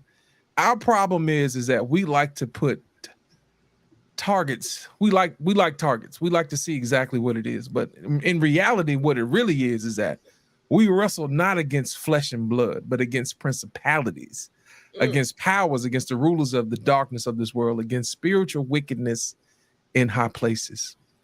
Now, the problem with that is that the target can change. You see what I'm saying? In this particular situation, Ebony K. Williams is just a new target. This is the same enemy. You know what I mean? Before we had commercial, success, when people used to watch commercials and buy things, they were influenced by the newspapers. They were influenced by television. And now we're up against the internet. And then what really brought it out was the algorithm. That is the monster that nobody wants to talk about. It's the monster we all want to use, but it's the monster that we all don't want to address. And the problem is that we need to be able to determine what is the monster and what is actually built in. You know what I mean? People are very influenced about what they see. And what the algorithm does, it say, hey, you know what? I'm going to give you what you want to see. And every time you look up, it's the same old thing. And here's my thing. It really comes to my mind when I look at some friends of mine's phones. I look at my phone, I see what I look at. It is what it is. You know what I mean? Then I look at my other friends' phones and I'm like, oh, you like to watch crime stuff. You know what I mean? You like to watch trauma. And now I see why you always complaining about why black men aren't this and they're always doing this. That's because you're feeding into the algorithm. That is what you see. But when in reality settles down and we get all these numbers from the CDC and all these other places, it's a totally different thing. But what we're up against is the algorithm is now starting to influence the numbers. And a lot of men haven't, they really caught on. The very monster that produced the shortage of black sperm is the very monster that started this thing with child support. Guys were like, you know what? You're going to throw us in court for child support, whether it's our baby or not. So guess what? I'm just not going to give you none. It's basically a strike, a silent strike. Because here's the thing, even if they buy your sperm, who's to say that they can't come back and force child support on you when they hit hard times? You're going to take care of this baby. You donated your sperm. I don't care what that contract says, because people have been getting out of prenups and all type of legal arrangements. You see what I'm saying? So 9 times out of 10, black guys are pretty smart. They be like, you know what? I'm just going to sit this one out for a minute until we get this thing straightened out. And that's the real reason why they have a shortage on black sperm. Guys, just, why would we do that? You know what I'm saying? We got a thing in our community, we don't talk about what you do, behind closed doors. You're not going to do all of that. But at the end of the day, when you want something, you should probably want to give reverence to it. And the problem is we don't have a lot of women giving reverence to men. Now, here's another thing I want to talk to you about, Black Men Unfiltered. The reason why fathers are so important is because when a father looks into his child, he knows the reason why that child behaves the way that they behave. You know what I mean? Because they know themselves. They can look into that child. Oh, that's me right there. I know how to do that. Hey, step aside. Let me show you something. I know how to speak to my son. Son, do this. And all of a sudden he magically do it. There's a reason. There's something innate in men that can see into their children that they know that they can, pull out the greatness out of them because they know what's in them. Now, what happens when you go down to the sperm bank and these women get these kids and they grow them up and their kids act in all kind of crazy ways and they don't know how to do what they need to do? They don't have the instructions from the manufacturer. So it's going to wind up being a huge mess. You know what I mean? They're going to be dropping them off at the fire station. Well, this one didn't work out. Let me go try to get another one. You know what I mean? And it's just like you're making disposable men. You're making disposable kids. I mean, what's really going on? So my thing is this, man. There are certain things that we have to make sure that we get a grip on. First of all, men, know your worth. You're more than $75. You know what I mean? You're more than $75 for real. And don't let anybody do that. And matter of fact, you shouldn't want nobody to take on your responsibility or the privilege of raising your child and give that away to somebody else. That's your legacy. Don't turn it around to these monsters. You know what I mean? Talking about the last vial of black sperm like it's the last 2 bottles of hot sauce at the fish fry. You know what I'm saying? You can't do that, man. You put some respect on your own name. You know what I mean? Don't let these people denigrate you and tell you who you're not, and then turn around and ask you for a bottle of your Chateaubriand finest. You know what I'm saying? Some of your great grandpappy's finest. You know what I'm saying? Don't do that. That's right. Don't do that. Right. And you know what, Lost in Translation? Even when she was, she said on a previous interview on The View, when she was on The View, she said, I'm going to get this baby put in me, but I'm not going to tell the baby about her father or his father until the baby turns 18. So basically you want this child to go through everything for 18 years from a female perspective. And you don't want the father involved until the child's 18 years old. Is what she said. It's selfishness, man. It is It's selfishness ego stroke. because don't no good parent want their child to be missing out on the other parent. She's a horrible woman. She's a horrible person. Not even a woman. She's just a horrible person. Yeah, I raised my kid by myself because that wasn't for choice. I had to. You know what I'm saying? And she still grew up with that missing piece. So regardless how she gets to the baby and stuff like that, to purposely not have a father or a father figure in the baby's life, it's just selfish, and you're not a real parent. All right, Reckless, what you got? I've got a prophecy. I'm looking forward. I'm looking at about the year 2040, 2045.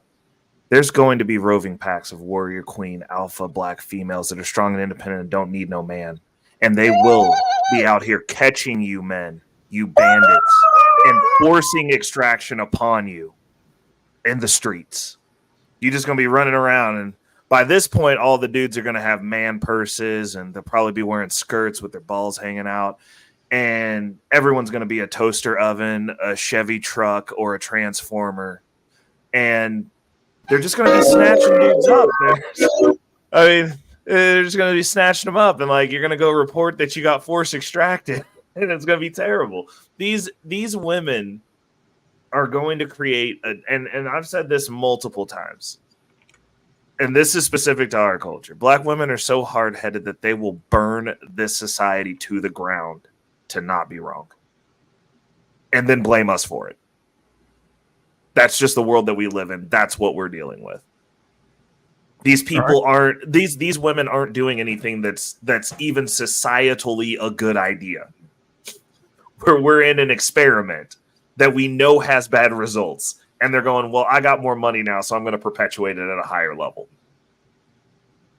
Like, I don't know where we go from here. Like, the women that have that attitude, if you know anyone who's following Ebony K, if you know anyone who, I don't know what the other chick is that's super divester that hates black men, but like, if you know women who reference these women, those are not good people. They are demons, and you should remove yourself from them. You should not have fun with them. You should not spray your seed in their general direction, because for some odd reason, these monsters are super fertile. So like, it might hit their skin and they pregnant. Now you on child support. Like, stay away, run screaming. Matter of fact, every man out there, get yourself a grape whistle, just like what the women have. And when you run into these women, you blow that whistle, you point, you scream, and you run away. And then hopefully one of your fellow brothers runs them over with his car. Like, that's the only way we're going to fix it. Wow. And I will be looking, I will be rolling around the rest of the summer with my window down just in case I hear that whistle. I'll be looking for you guys. I got your back. Blow the whistle. Our Pain, we're gonna let you go, and then I'm gonna bring up Dr. Nakumbe. He'll be already be here. So after you go, he'll go ahead and talk about what he heard as a whole, and then we'll go to the last segment of the night, and then we'll be out of here. So go ahead, our Pain. Well, yeah, I said a little bit already. I was very disappointed in hearing what she had to say, and a lot of people already said. I don't want to rehash the same thing. She's just bad. I think she wanted to get views as well. She went viral last time. I think she wanted to go viral again this time. And the fact that one of the things that bothers me is when she says these things, nobody's there to at least have a debate to challenge what she's saying. I don't care if you're a woman or not. I'm one of the kind of advocates that I think women need to go ahead and stick their neck out and check other women. They heard all they need to hear from us. I think women need to step up, grab your balls and check the other women. And take some of, you might have to take some punches like India RE and all those ladies. I think women are starting to stand up, but we're seeing that women have a lot of control over the culture, right? I mean, we have black male rap music, but it's the female rap music has changed. The culture is taking over, and even though all the women ain't like these ratchet chicks, they're a loud minority. This is so I'm gonna just let so that loud minority tends to kind of drive things, and just like a chick who's in jail in Dubai, and I'm not buying it for 1 second that the guy yelled at her. She did the black girl magic to the dude, and that's why she's getting her ass kicked over there. So they think they can take what they do to the American men over here and just spread it around the world, and they're having a hard time everywhere. And Ebony's not helping. And so let me just leave it there. So here's the perspective I just want to leave with us or offer to our community. So Dr. Desiree McCarthy Keith, actually in the 90s, started her fertility clinic. And the idea back in the 90s was, people were selling, some of the Hollywood folks or the elite business people were selling their eggs for like $1 million, $10 million, sperm, millions of dollars. And so Dr. McCarthy Keith said, and so where are our people able to get quality sperm from? And started this idea, or added to her clinic, this idea about having black sperm on hand, not only, but for couples that were having problems, the guy couldn't produce. So so this is really for married folks to produce their family and have a quality bank to go to. Now, here's one of the dangers I want us to think about. That idea, however you look at it, good, bad, or otherwise. But now we're in 2023. We have a certain group of people who say, we are coming for your children. That particular group, they are unable to produce children naturally by the group within the group, they are unable to produce children. So then in order to keep it going, not just it, but keep that, whatever we want to call it, anything from movement to the life, to give it life, we need children.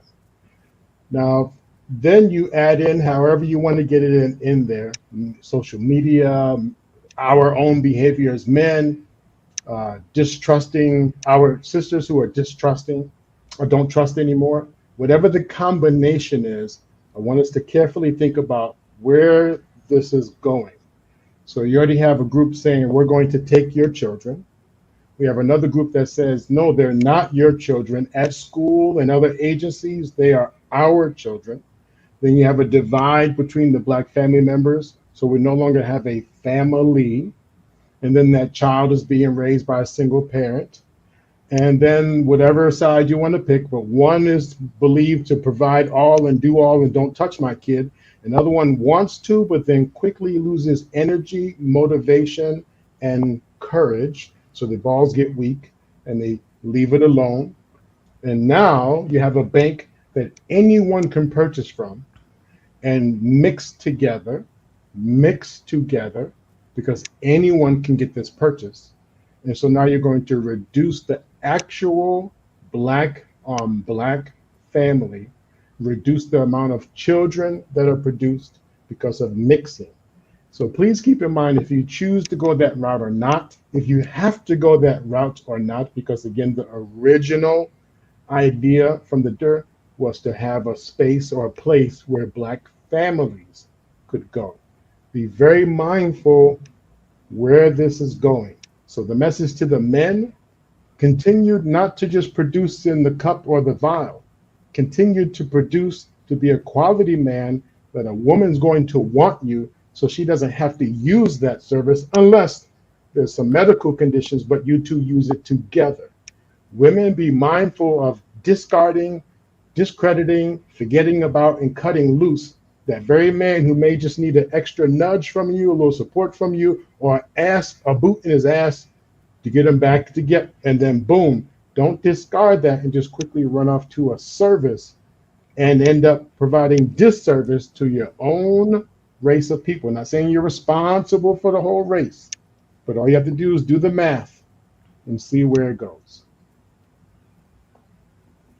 You're going to end up with a whole bunch of rays. So y'all better get your shit together. Doc, here's my thing. We want to tell the men all the time they should be better. Who's telling the women that they should be better? I mean, here's my whole thing about that. When you have a successful, beautiful woman who can't find a man to have sex with her, that speaks to her software and not her hardware. Mm-hmm. How do we fix that? Yeah. Well, one thought is it depends on how far back you go. So not the 1800s, but pending how far back you go with ideology that the man is the lead. So who do you fix? The management?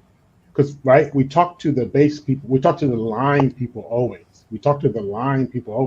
But the decision makers, management. And again, depending how far back you want to go, men are considered management. So if you have bad management, boom. So yes, both sides, blah, blah, blah. When are we going to talk to the women? But the women, from my understanding, are now saying, hey, I'm good. You don't need to say anything. I'm going to go do it. So the question is, do we continue to try and talk, or do we actually do? Go be responsible. Go do what we need to do. Stop talking, take the responsibility, and then slowly but surely they'll see it. And then for them to come back or to rejoin, whoa. Because you have some things going on for you that we need to clear up as well. So that's my position on it, that it doesn't have to be about telling women to fix themselves. I think women right now are saying we have to do what we have to do, not excusing it, but we have to do what we have to do and what we want to do. Here's the thing: as a manager of 20 years, having quality candidates really matters, because no matter what great of a plan you have, how well your company structure is set up, if you can't get quality candidates, that's not going to do you if you're going to keep turning them around. You know what happened when, right? Excuse me for cutting you off, and I'm gonna do this on purpose because I know the algorithms, and I watch other content people do this too. I've always wanted to do this. What happened when your vid kicked in? COVID. When I always want to do that when I see people not want to say the word. When COVID kicked in, certain industries, you lost people. You had to get whoever you could get. So there are law enforcement agencies, correction agencies that actually reduce their standards, reduce their age requirements, degree requirements, so they can get employees back, including the fact that that industry needed more help because of other things going on, deleting people. But when you have certain environmental things that kick in, and then you start to lose those quality people, what do? So for us, what would be COVID would be some of these some of these agendas and all that stuff that's mixing the paint, that's spoiling the goods.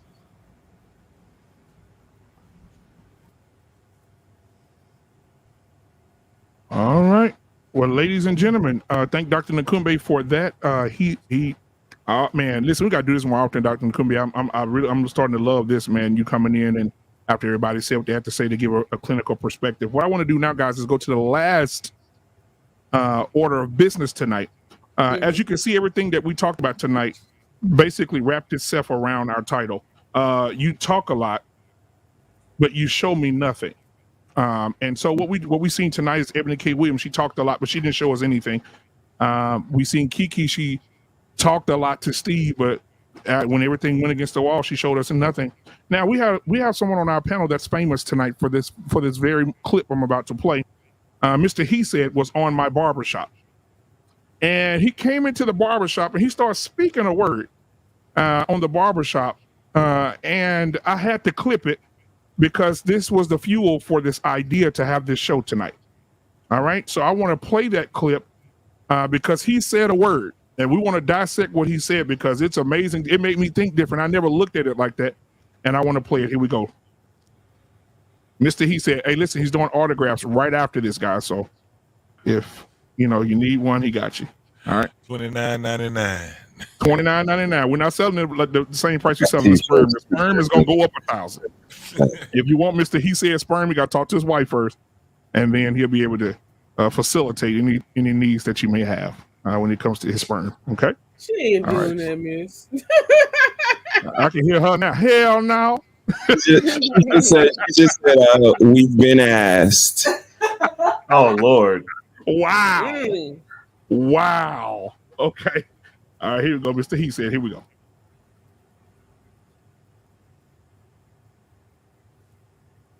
I speak with my cadence. I'm unapologetic to men and women because for years I've been seeing the same niggas sitting in the same squares alone. If you so je ne sais quoi, nigga, damn, been 2 years already. Done seen niggas get women, break up. Man, please, show me you know how to do this. Show me again, any boy can please 1 million women. It take a real man to please one woman 1 million times. Y'all could call me. He's not pleased himself. Say whatever you want, but that woman love me and I'm down for her. And that been from 24 years ago. Check my memories. I've been standing on this square for years. 12 years ago, I said women are the new men. This shit ain't new. It ain't talking points when we all saying it.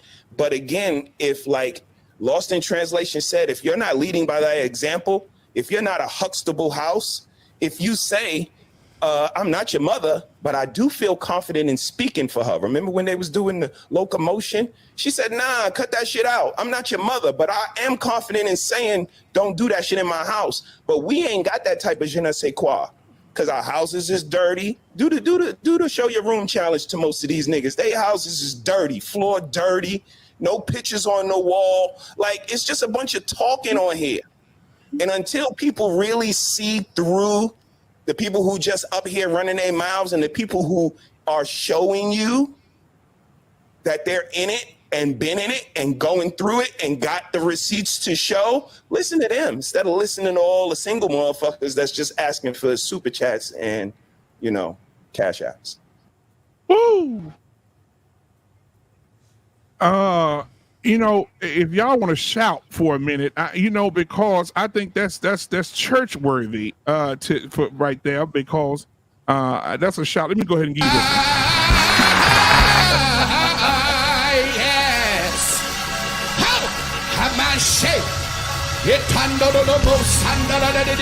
I had to remind myself where I was at. Praise God. All right, listen, man.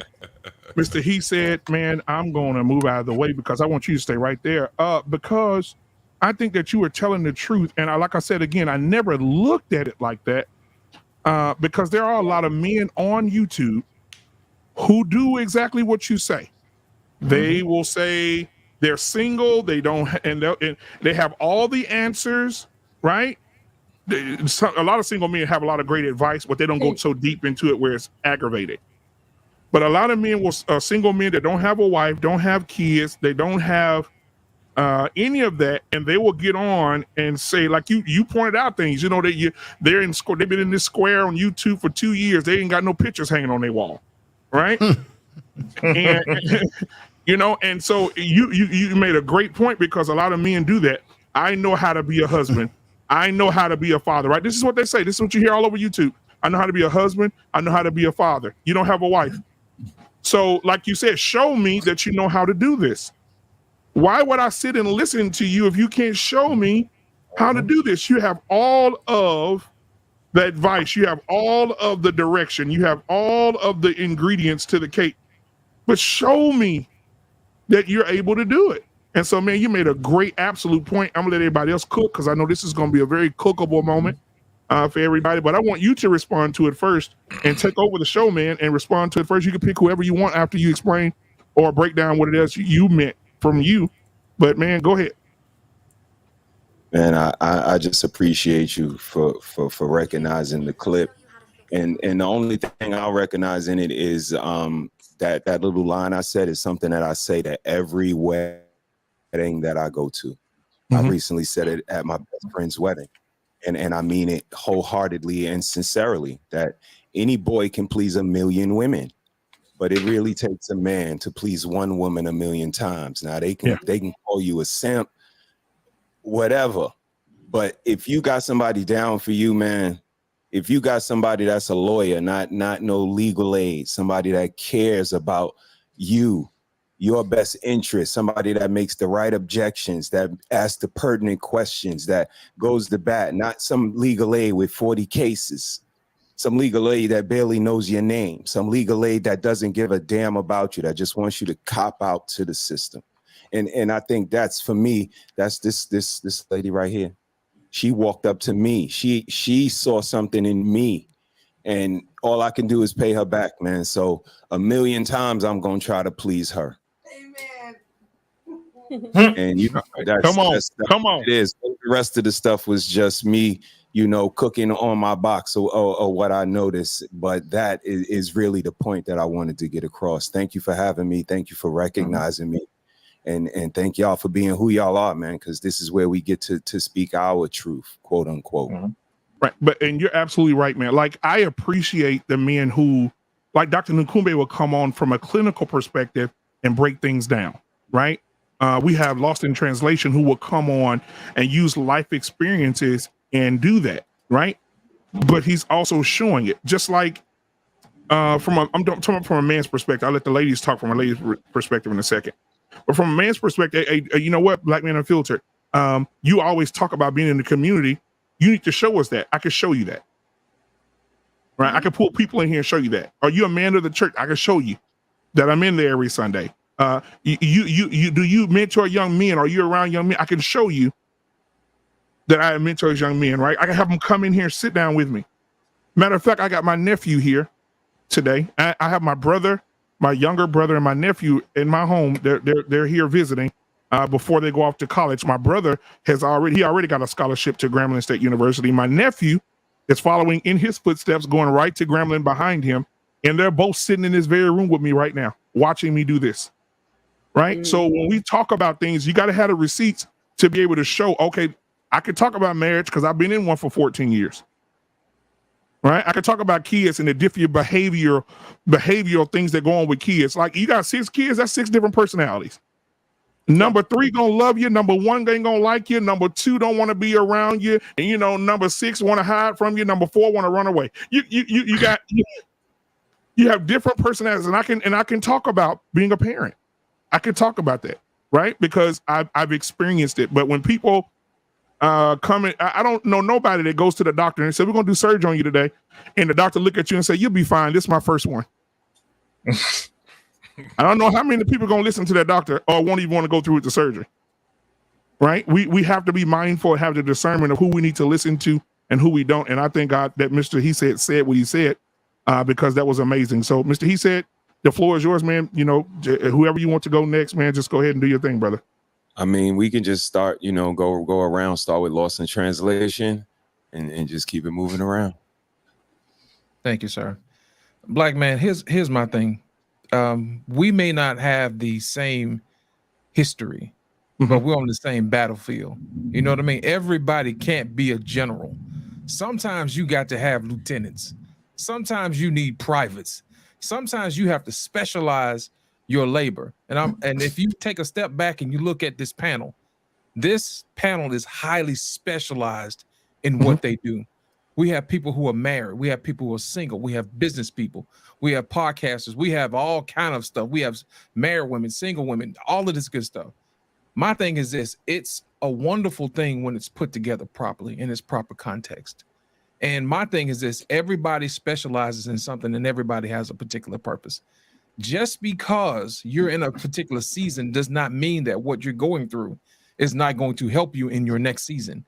And then on top of that, what you're learning in this season, you can pass on to someone else, even if you don't reach that. Martin Luther King said himself, I may not be there when we get there. You see what I'm saying? But I've seen the promised land. But my thing is this: we always have to make sure that everybody does not get discouraged and always learn from somebody else. So just to say, you know, you haven't had this particular experience, my thing is this: you can't discredit what people have been through because they haven't really told you their entire story.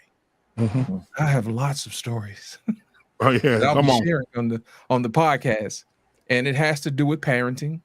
Even though I don't have any kids, it has to dealing with relationships for a long period of time. Even though I've never been married, and it has value to it. You know what I mean? So my thing is this: it's hard to discredit people on the surface, but still you don't know somebody else's story, and we don't know exactly what they've been through, and we don't know experiences that they had, and we don't know what they have to share. And not only that, the combination of having these conversations can drag something out of you that you completely forgot a long time ago.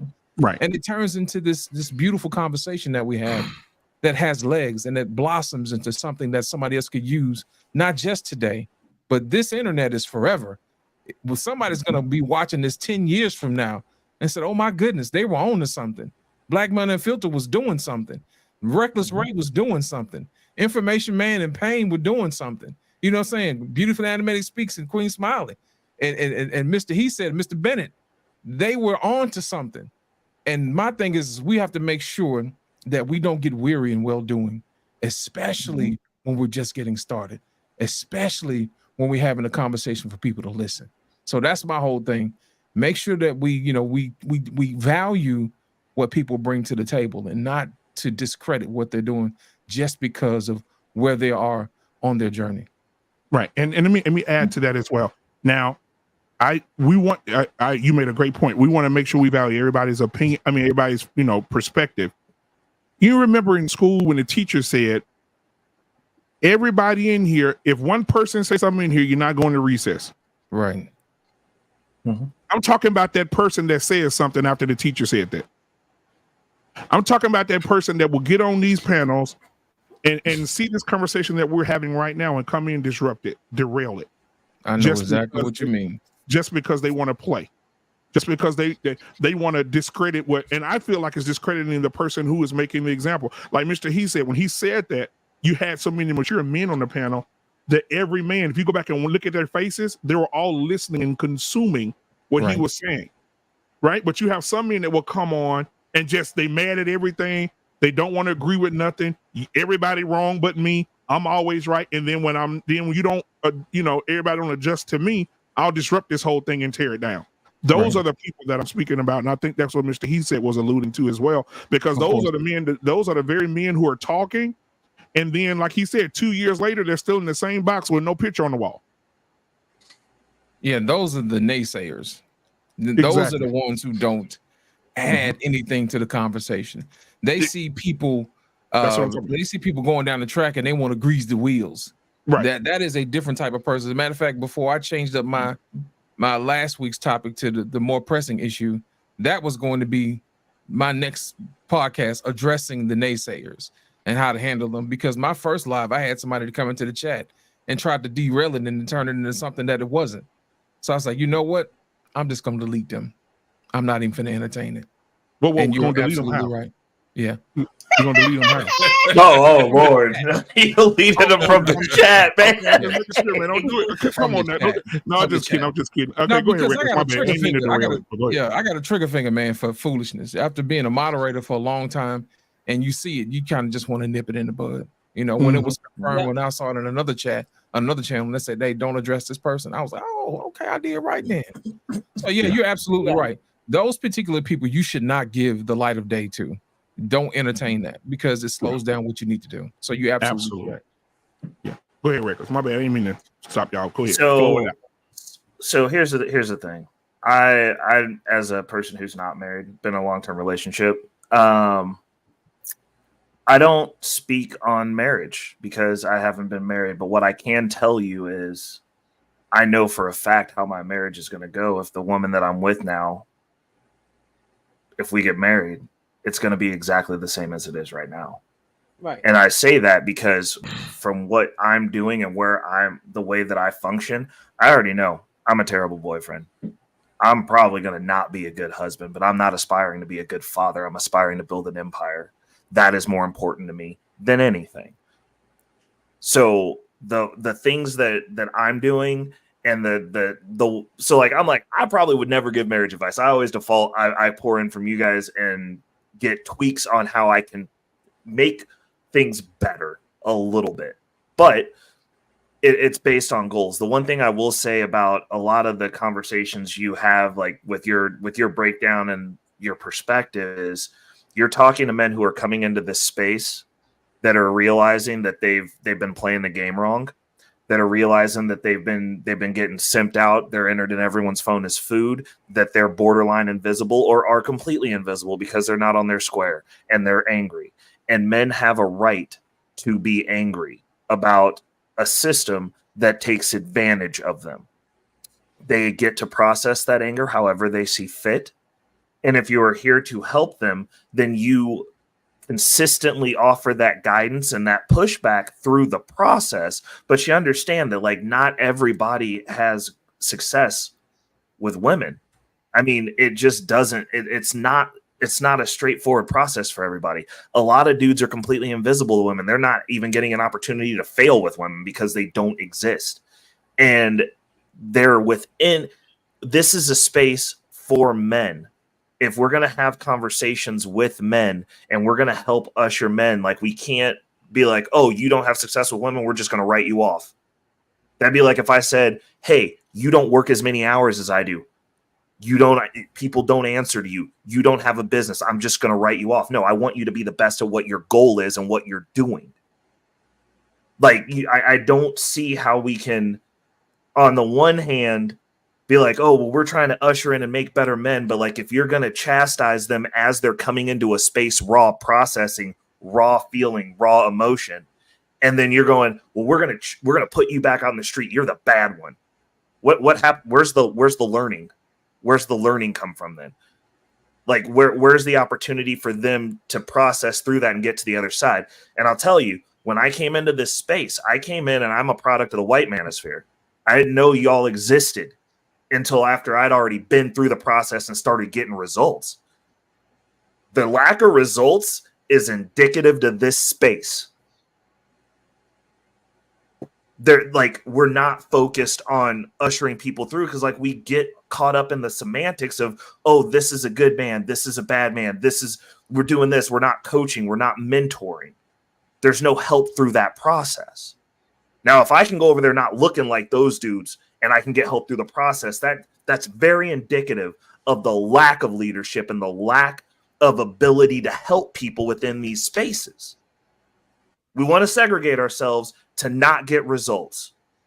But those dudes are over there just helping men, period, because they look at it as men. They didn't put a color on it. They were like, cool, you messing up here, here, and here. We got you. Let's get you set straight. Maybe you should try doing this. Results. I mean, at a certain point, we have to look at results. And the reality of it is, all the men in this space, regardless of how they've been hurt, some of these guys have absolutely terrible stories. Do you imagine raising somebody's kid for 10 years and then find out and thinking it's your kid and then find out it's not your kid because they cheat on you?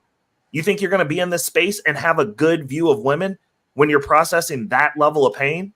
What if your chick had a kid by somebody else and you raised that kid and then found out it wasn't yours? That would destroy you. Because you're a stand-up dude, like that matters. Like you care about your family. Family is important to you. To be betrayed on that level, then you're out in this space and you want to have people coming at you because you have an opinion or you're having raw emotion. Like we've got to figure out a way for these men to process that emotion and get the mentorship that they need. That's the reason none of the content on my page is race specific. It's out there. I'm putting the information out there. And if you need someone to come to you and say, hey, black woman, this is for you. Hey, black man, this is for you. Then like, I'm not the person for you. Like we can have the conversation, but like, if you're not looking to get this information, I want better people. And it's not because I care about any of y'all. Don't get it twisted. I like good competition because that's how I'm built, which means I want to beat you when you're at your best. And a lot of you aren't at your best. So I'm going to help you get there so that I can crush your ass then. Like we have to start navigating as men. All of these people are men. We need to start bringing back healthy competition, healthy hierarchies. You put the information out there and you build these men up and you compete with them at their best and you win then. Then you can talk shit. I'll just leave it at that.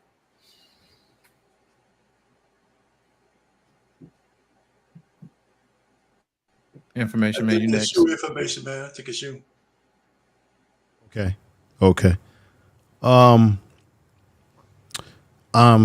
I have a different point of view. I just think you don't build manhood through YouTube and social media. Manhood is built on the ground through men coming together collectively, organizing collectively. And the fact of the matter is, well, this is what I've seen since I've come into these streets. I believe black men or those in some of these spaces, they just talk and they don't do anything to help one another collectively, but they just talk about it. I think that there are black men that are doing things collectively and have been doing it for hundreds of years. My organization's 117 years old. We've been doing it since, for most of you are even existing here. I have been involved in mentorship, sending thousands of kids over the years, and I'm 53 years old. I've been doing this since I was 19. I've sent thousands of young men on to college, skilled trades. We have academies in each one of our cities. I have a brother who's dear to me by the name of George Makem. He has Urban Nerds Worldwide, which is going to expand across the country. It is about building men on the ground. You're not going to get built on YouTube. That's a fool's dream. Most of these guys on YouTube are selling you something, so that they can make money and you can buy their tapes and all this other bullshit. Men are built in the outside. I didn't come to YouTube to be a man. I was already a man before I got to YouTube. And YouTube is not going to make me and enhance me. What enhances me is what I do on the outside. So when I talk to guys on these YouTube streets over the years and I say, hey, what are you doing on the outside?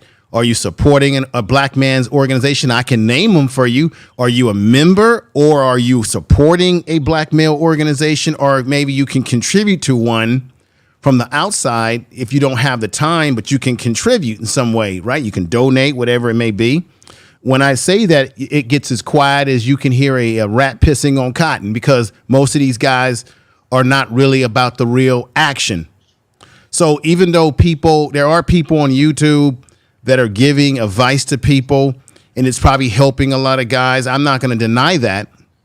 But I just don't think we're going to rebuild as men through social media. Can give you information, but it's what you do with the information. And if guys are not doing anything with the information that's being provided to them, then it doesn't work. I'm more hands-on. When I look at what's happening at Morehouse and the way they have a rites of passage program when young men attend school there, or when you have community, it ain't even about college, but you have communities where you have young men and you're gathering with those young men and you're putting them through a rites of passage program, which I have done. Or when you have organizations like 100 Black Men, or you have community-based programs, the people that are community activists, and they're taking upon the time to mentor, show young men by example what we can do. One of the things that does disturb me, and you saw that when Obama was in office and they had a Brothers Keepers program, I do not like when black men are trying to build something for young black men, and then we have some of our women that will come in and say, well, what about the girls? To kind of circumventilate what we are doing for boys, because we know that our boys, our young men, should I say, are at a high danger. This society wants to get rid of us so that our family structures remain dysfunctional. So I think there's great value in the conversation that we're having here. Needs to be heard by more people, because there's people that are being inspired by this conversation tonight. But I think the dysfunctions that we speak of have to be eliminated at the ground level. Now, how that looks has to be specific to where you are, what your experiences are, what you know that works. And your first responsibility, for those of you who are fathers, I'm a father, our first responsibility is to our kids, to shape them or guide them in a way that they won't hopefully engage in some of the effery that we see, either Kiki Palmer. I have a daughter, so I have to be the best example for my daughter. And I do not want her to be a Kiki Palmer type. So it's now my responsibility to instill values that would steal her away from that aspect. And so I will land there. I just think we need more action collectively. And I don't think a lot of guys on the YouTube streets that I've been around are actually the best example. Not anybody up here, but some guys that I've seen are not the best example, I believe, of what black men are really about in general. I'll land there. All right. Let me just take it up. One of the things I think we need to caution ourselves as black folks is that there's more than one way to skin a cat, and I think it's a mistake to down whatever anybody else might do. Because some people might look at YouTube and social media as the place where they can contribute, and I don't think we should cut that down at the legs at all.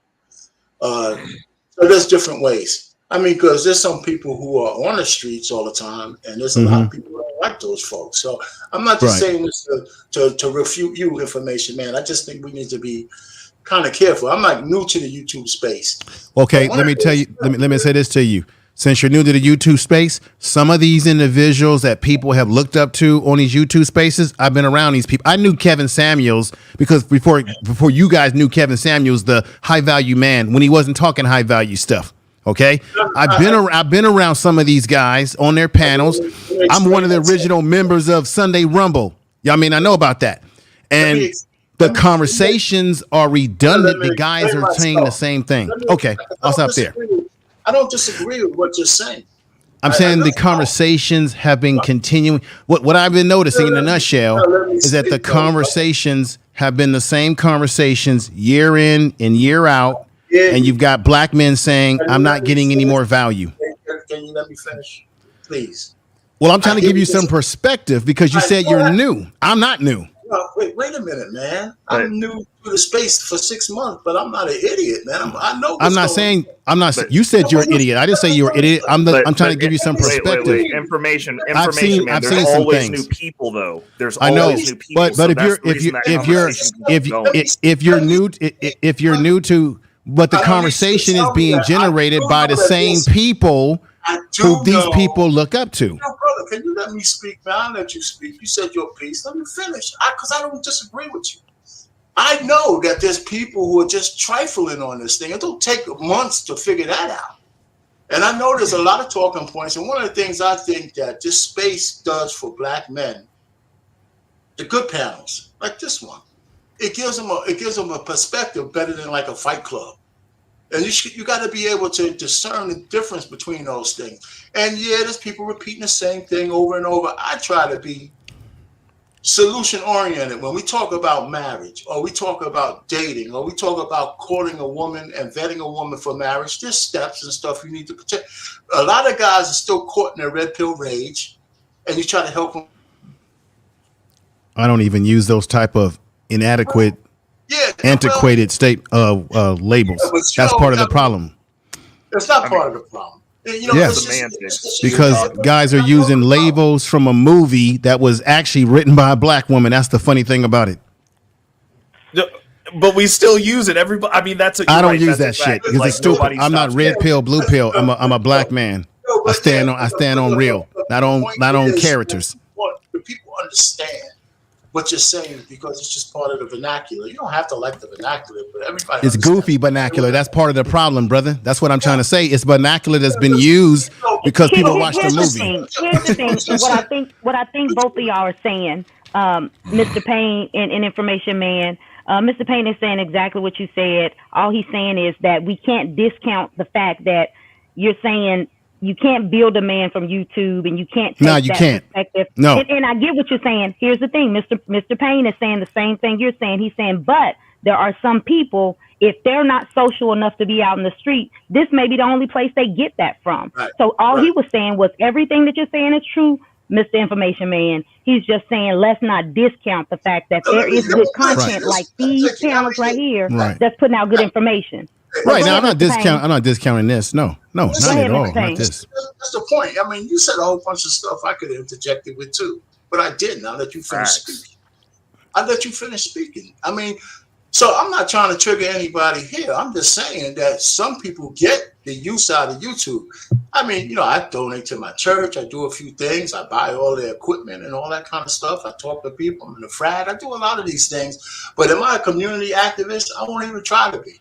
I'm a little older than everybody. One of the things I try to talk to some of these guys here is to let them know that, when they get caught up in that there's no solutions to anything, I don't believe that. Some guys have a wrong idea of what women are. So they're just mad at women for being mad at them.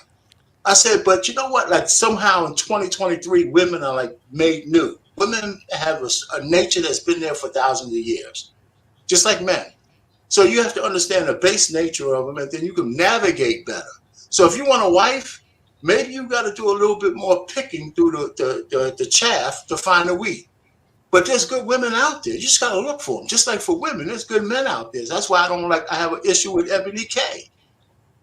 because she's too lazy to really be looking. You know, so my thing is, I like this YouTube space because there's ratchet panels and there's good panels. There's people on this space like who have married panels to help people navigate through marriage. There's people doing other things like, you know, that have nothing to do with relationships. And me, I try to say, if there's a solution to how to vet a woman, hey, here's a video on that. Or here's a video on politics. I like politics stuff, right? So I don't just talk about why I like the fact that affirmative action is gone. I think we need to get rid of it, and here's the reasons why I think so. Okay. And Hey,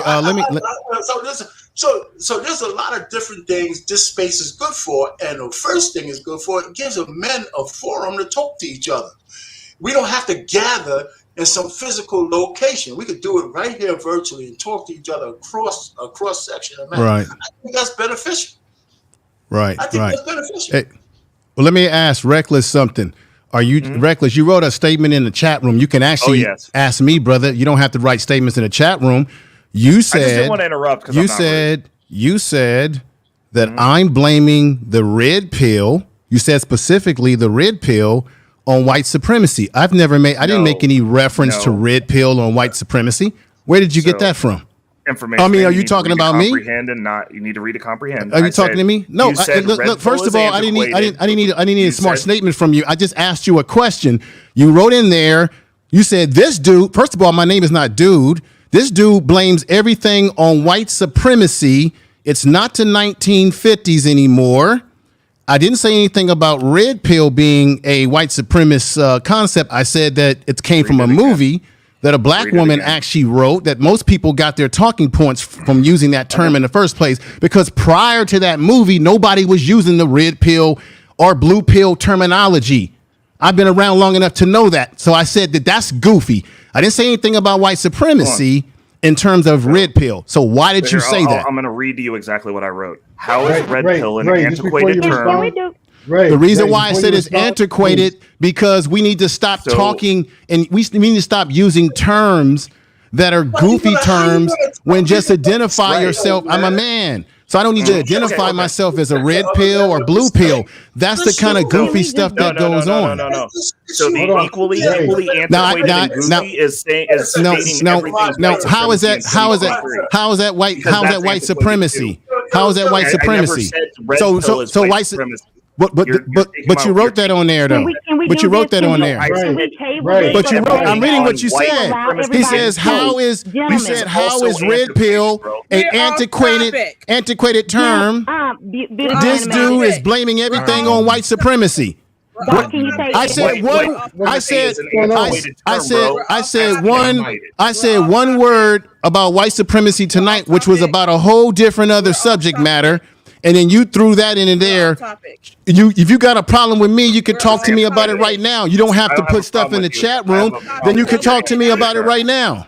Okay. That's kind of a punk move type thing to do when you got me on the panel. If you're concerned about anything I'm saying that's antiquated or not, you can talk to me as a man right now. That's kind of punkish, don't you think? Don't you think that's kind of a punk move? That's a punk move. All right, on the panel. Come on. I'm right on the panel. We're totally disrespected. It's not a punk. I'm on the panel. We are totally disrespected. I'm on the panel. You just said that I think that you just said that I blamed everything on white supremacy. I didn't blame anything on white supremacy tonight in terms of this subject matter. What are you talking about? Gentlemen, hey man, we are totally disrespecting the very conversation. But I just got disrespected by him when I'm on the panel. You can ask me that question. You can be more specific to me up here, but you want to put it inside the chat room, which I think is a punk move when I'm right on the panel. You can ask me what you can talk to me as a man, just like I confronted you as a man to understand what you were writing. Did you want me to interrupt the conversation?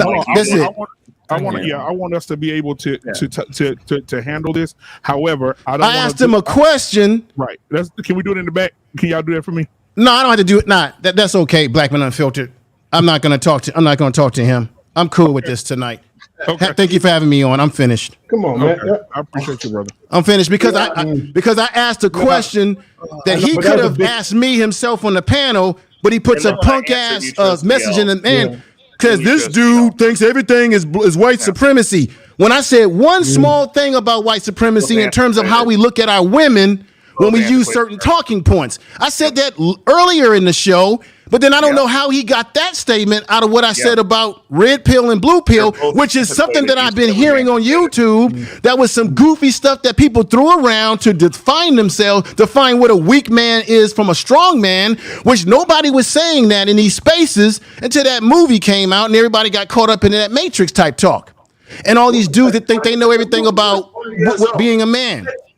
No, and then you make that statement to me when you can easily. No, but you could have easily just asked me my opinion about that. Not glitched out about it. We could. No, I'm glitching out about it because I asked you why did you have to write that in the chat room when I'm on the panel, and you could have easily just said to me what you're thinking, like, hey, Mr. You could have said, information man, are you thinking this? Are you thinking that way? Did you mean this, information man, or did you mean that? But you put in the chat room, this is what I'm doing. As if, oh, he's saying everything is about white supremacy. I haven't even talked that much about that kind of subject tonight. What are you talking about? So why would you say that? Why would you say that? Why would you say that? What's the point? I know you got no. I guess you're a subscriber to red pill and blue pill. Maybe you felt insulted that I said that. Is that what it was? Wow. No, you said they were. You said it was antiquated. Yes, because we as black men, black men that I deal with on the outside, we don't talk like that. Black men that I deal with that are professionals, we don't talk like that. That's why it's goofy. It's goofy. Well, then why talk like that online if it's stupid? That's not solving our problems. Solving our problems is doing the goddamn work in the streets out there. Solving our problems is working with young youth and getting them in the better place that they need to be. That's what I do. I don't need dumb terms like red pill and blue pill. That's not helping our community. It ain't helping our kids. It's goofy. It is antiquated because they don't do anything to help our people but put us down.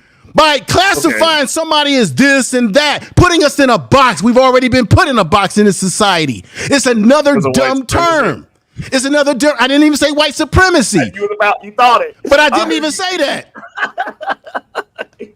Never mind. Hey, Black Men Unfiltered, don't invite me on this show, man, with goofy stuff like this. This is goofy.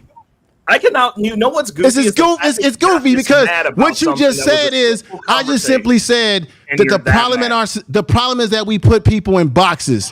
But you want to run to this, oh, see, he's talking about white supremacy. I said we put people in boxes in this society, don't we do? We do. We put people are put in categories. You know what, brother? You just antiquated. But the problem I had with what you did is that you could have at least talked to me, but you put that in the chat room, which was a bitch move on your part. When I'm right up here on the panel. See, I wouldn't have check this out, Reckless. I wouldn't have did what you did, Reckless. I would have just asked you to clarify your thoughts. I wouldn't have put a bitch ass message in the chat room when I got you up here, and I could have said,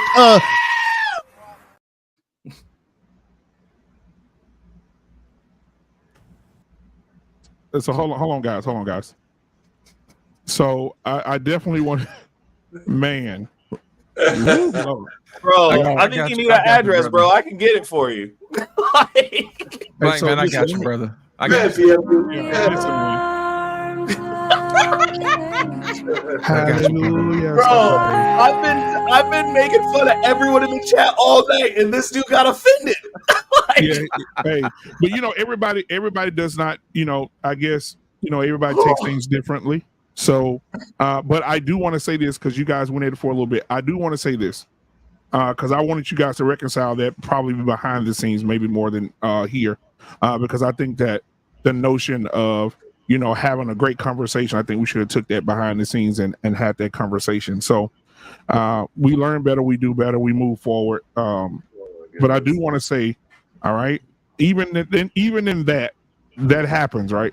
Right, you do have bumping heads. You do have people who bump heads. It happens, right? So it's not something that hasn't happened before. Queen Smiley been with me for a minute, all right. Dr. Nkumbe as well, beautifully animated. And we've had some times where what you just saw was Sesame Street compared to some of the things that we've ran into over here. Ain't that right, Queen Smiley? We've had some times. But at the end of the day, we always corrected it, and we always got those guys back together and had a conversation. And I will also do that with my brother Reckless and Information Man. We will definitely talk that out for sure. I still love him. I won though. Let me just land the plane. First of all, one of the things is that I think I have a major problem with everybody. I don't want to talk about information, man. I think one of the problems with black people in general is that when they think they're right, somehow they have a tendency to think everybody else is wrong. I mean, there's more than one way to skin a cat. And what might work for one man doesn't have to work for another. When I said red pill rage, I only say it because the vernacular automatically lets people know what I'm talking about. Right? You know people know what it is. I'm not saying red pill, blue pill, I'm taking the pill, but rage is rage. And a lot of guys are stuck in that rage, whether you like the term or not. And they need to get out of that so they can move forward and be productive. And that's, so I try to help guys with that. Let me give you a real quick example. I'm on another panel, and they were talking about a man and a woman who wanted to get engaged, to want to get married, right? I said, well, if they want to get married, here's a couple of things they need to do. One, they need to, if they're religious, maybe they should go to, read their New International Version of the Bible and talk about how to get married and what to do. And then go talk to somebody about it, like a counselor, a marriage counselor. People attack me because they said, well, black people don't need therapy. They don't, and I said, well, I wasn't talking about therapy. I was talking about marriage counseling. Well, they should talk to their uncles, their aunts, and all that. I said, well, most people in the black community down in this, they don't have uncles and aunts that could give them any kind of good advice. So if they don't have any advice, where are they going to get it from? Well, he's a man. He should do it all himself. I said, what the hell are you talking about? I said, sometimes people need to be able to throw ideas off of somebody who's experienced so they don't have to remake the mistakes somebody else made. But these guys were so caught in wanting to be right. So I try to do stuff on the panels to say, listen, man, we got to get past the problems. And how do we solve them? So what's wrong with two people who want to get married, getting some counseling? Oh, they start talking about mental health, this is no good. I'm not talking about mental health. Right? So they just went off on this big tangent, and we started arguing kind of like Reckless was doing today. And I said, man, you guys, I don't think some people want solutions. So I can understand the frustration in these panels, because when you try to get the solution, sometimes it always gets derailed. Right? And, once you say something somebody don't like, they don't want you to finish. That's not good for anybody. So anyway, I didn't even say that. No, I got like 15 years on everybody here. At the next oldest guy here, I got like 15 years on him. Not the smartest guy, but I've been around. I know a little bit of something. Just a little bit of something. Anyway. All right, I appreciate that, man. Thank you, Reckless, for your perspective. Thank you, Information Man. If you're still watching and listening, I'll be reaching out to you as well. Our Pain, thank you. Lost in Translation, I know you already said your piece as well.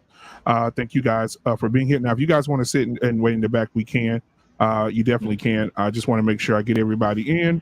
But before we go, let's see here. I got Reckless in here. Okay, so JT, what do you think about the show tonight? Then we get Mr. Bennett, Queen Smiley, and then we'll get everybody to give their channels, and then we'll get the last but not least, my brother over here, he said, to say some final words as well. Go ahead. To be honest, man, I done lost my train of thought, bro. It's all you said's fault. And it's like it's a combination of I've been working all day and I'm a little bit tired, and just I had it, but I'm telling you, I lost it. The only thing I can say is, man, love each other. Brothers and sisters today got to come together. No, I'm just saying.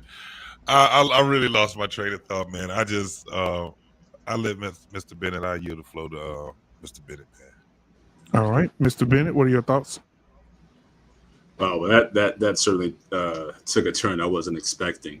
I'm trying to again get back to what he said, she said was saying. I think overall, if I can remember the question or just responding off what we were saying, I do think results are important. I think that when you get the results, you can just be. One thing I made an intention when I'm in these spaces, again, I don't talk about things that I don't do or things that I don't know. I just be. So yeah, I am in my 27th season of marriage. I speak from that perspective, but like Arpane was saying, I don't come in here saying, well, I've been married longer than most people here and I know more than everybody. Because I think the age that we're in now, I think things have changed so rapidly, especially within the last 50, 60 years. The idea of experience, it just doesn't have the same meaning or value that it once had, because things are changing so much that what may have worked in the past may not work, or at least not work in the same way as it always did. So my approach has always been in these spaces now. Yeah, I want to hear from the new perspective. Like I can listen to the newlywed. I can listen to the single person who's being in the field. I can listen to the person like Arpane's been married, 10 years longer than I have. So for me, it's the approach is, again, you share information, but you pick what applies to you. So I think I like having this diversity of opinions, and even the people, if the guy who's not married, if he's going to share from his perspective or what the dating experience is, I'm not going to fault him for that. But I think when you do put the work in and you do have the results to show for it, I think that voice, I think it does have a resonance that is valuable to the conversation, but I can't force that on you. So for me, I think that we need to, certainly be a bit more embracing of the diversity of views that's out there. And as far as the point that was made earlier, as far as the, where the work is done, whether it be done in YouTube or whether it's done in person, I think if this is going to be real, Black Man, I think what you're doing here, it's going to naturally go into the personal. It's going to get into relational. People are going to hook up. And I know that because in your circle, people hook up in private all the time. People got everyone's got their personal phone numbers here to reach out. People reach out. I mean, people go and visit. I know the pictures. Hank's been to Dallas, and people travel and whatnot. And if anyone gets married here, it wouldn't surprise me. JT, don't be surprised if some of the brothers here come to your wedding when you. Oh yeah, I'm gonna be there. I already told them that. So I think that should, it's genuine, because those things that are going to happen naturally. And so you can do the work in person. The mentoring stuff, yeah, man, hit me up. My IG, you got my phone number. Let's talk. Let's break bread. Let's really walk through and talk through some of these issues and see where you're coming from and see if we can get to the pain points that you're really having. That's when you know something's genuine, versus some of these other guys who simply want to sow chaos, either for likes or for clicks. Or because it stimulates the algorithms, but the real work that's going to be done, by and large, it is going to be rare. But the reason why, again, I'm always in these spaces, because I know the genuineness of everyone, even though I may not agree with everybody here, but I know the general intent and well-meaning and being of the people who are here. So I agree that yes, the brothers who do the work, those are the ones who need to be here. For the ones who come in with with their pain points or whatever, yes, we need to be there to support them. But again, the after shows, the back channel, the private messages, the calls, the in-person meetings, that's how we're going to grow, and that's how we're going to be better as people. We got 40 million Black people here in the country. We can't, let's say, do everybody at once. So again, we work with who we can work with. We reach who we can reach. And so that's my thing. But yes, please, in this space, for all the gentlemen here, I know we get heated. I know we get in our own ways or whatever. But take whatever's being said here. I think this is a good group of people. So we shouldn't take anything necessarily that's personally. And hopefully things can be reconciled. Hopefully Ray and Information Man and Arpane get together and work some things out. But yeah, we need to create a space where people can observe how we do things and be attracted to that. That's kind of where I landed. All right, thank you so much, Mr. Bennett, for being here tonight. Beautifully animated. What are your final thoughts, sweetheart? To Lost in Translation, you said you speak on parenting even though you don't have children. Thing is, good people who are about having kids in the future, maybe, or maybe not having kids, right? You're still a parent before your kids get here because you're planning ahead. Absolutely. So, so in that sense, you're still a parent. And I'm sure there's like kids that you are a father figure to. Still a parent. um, to Mr. He said, when you spoke on yesterday, was it yesterday? Friday. Friday. When you spoke Friday, and you mentioned a man knowing how to please his woman a million times compared to messing with a million women. Yeah, that's facts. That's facts. People who don't plan for that are the ones who are not having a healthy, happy, contented relationship because they get bored because they're too lazy to do do new things, learn new things, and everything. Like just grow together, keep on growing together, and so they become bored. And what do you expect if you do nothing? um, yeah, that's all I got right now. All right. Thank you for that. Queen Smiley, what do you have? And then we get Dr. Nakumbe and Mr. He said in here. I appreciate everybody for a great conversation tonight. So thank you to everybody in y'all's perspective.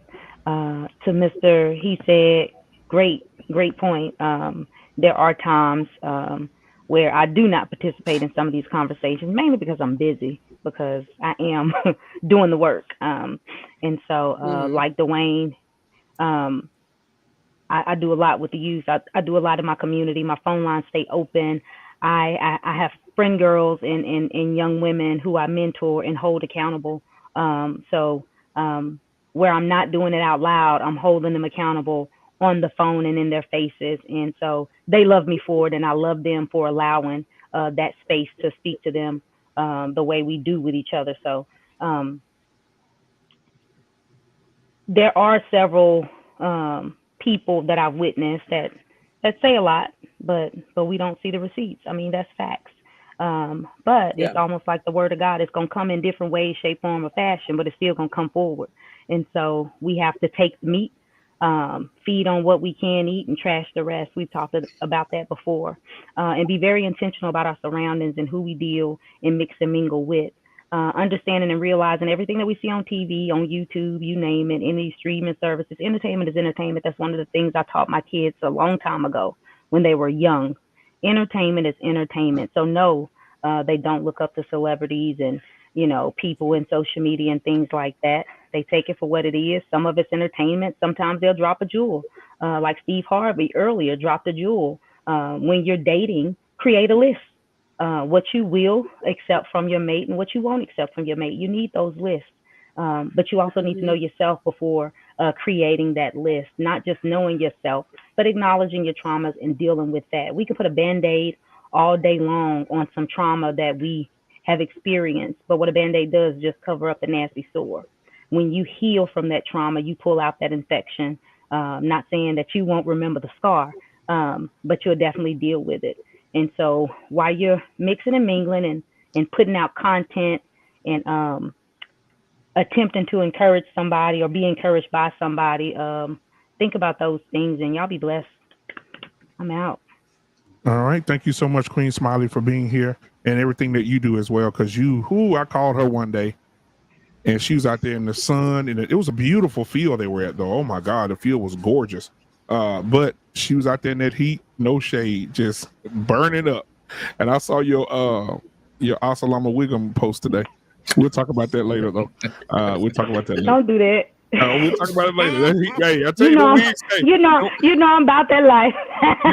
the wigs come off when it's 108, 109. Look, when it's 108, 109, I ain't gonna tell you what it look like under this hat. Man, but I'm trying to tell you take it off. It's like a starter. It's like a starter jacket on y'all head. Queening. Yeah, I did it's like the women walk around with mention- starter jackets on their head and it's hot outside. Y'all need to stop that. Take them starter jackets off. But anyway, I did forget to mention to our pain that I agree with you as far as hitting, giving lessons from all angles. So that includes YouTube. You just, got to get it where you can get it. All right. So thank you so much, you guys, for your perspective. Dr. Nkumbe, I want you to close us out, but because looking at the overall show tonight, but Mr. Heath, listen here, let me get this man the screen real quick. Mr. Heath said, man, I want to tell you that I appreciate what you and your wife do. I really do. I appreciate how you guys lay it out throughout the week. I like all the shows. The shame show, right? Then we dealing with the brain, right? And then we bring everything back together. And so, man, I appreciate you so much, brother. Thank you for all you do. And also, as she said, I know she's in there with you right now. Tell her I appreciate everything that she does as well, man. And please, anytime that you guys have some availability, I'm telling you, your words need to be heard on your channel, other people's channel, people that are trying to do the work. So, and I just want you to know that you're so much appreciated, man, with me. Thank you, brother. Thank you for the kind words, man. Thank you for having me again. Thank you for even noticing me, man. Because again, all we doing is just, standing on our square. This was an amazing night. All of the information for me, I'll say the same thing I said the other day when I was here. Situational awareness. I think we really need to read into these situations because, there's a time and a place for everything. And if we can weigh these situations and give a person enough, grace and have enough humbleness to at least weigh the situation to de-escalate a conversation or two. Maybe we got off on the wrong foot. Can we backtrack? Can we start over? But I think we as men, especially Black men, when we have a certain perception, we need to start to be able to mature, calm down, and kind of walk back the conversation. I really appreciate you being here and me being able to talk to you guys. Results matter. And that was typically my response. We usually use our channel to talk about the things we do, but we do sit on the board of a nonprofit organization. We try to give back to Baltimore City as much as we can because we're not from here. So we do a lot of things here to try to give back and touch the further generation. And it's easy to discredit. And I think that's really why people do frequent the cantankerous forums, the lesser echelon conversation forums, because it's easy to discredit those men. It's easy to discredit that information. I'm a land my plane with this. The other night, we were on your channel and someone said in the chat, we don't know if you guys are for real or if you're grifters. My initial response was, we know what we are. So it really doesn't matter. And I didn't even know what the word means. So I went and I looked up the word and it's, somebody that speaks for money. And the thing is, the person that said that never donated to my channel. So again, this personifies and it's indicative of our culture. We're scared of things that never even happened to us. Women are scared of evil men and they've never had anything evil happen to them. Men are scared of, money hungry women and they've never had a woman take money from them. So, live off your experience, live off of your square and stand on your island because we care about the kids. This is a video documentary for our 8-year-old child because we're 40 years older than her. We might not be here for her to give these lessons. So she can always hit that button and see what the old man and the old woman said. And that's why we're here. You guys are just collateral damage. So thank you for having me, man. I appreciate you guys. I appreciate all the people in the chat. I appreciate the trolls the most because y'all influence us so much. And, Black Man Unfiltered, keep doing what you do. You guys keep having the conversations and it's going to be some hard ones and it's going to be some discourse, but we're going to get to a better place and it's going to all be worth it, man. I appreciate all of y'all.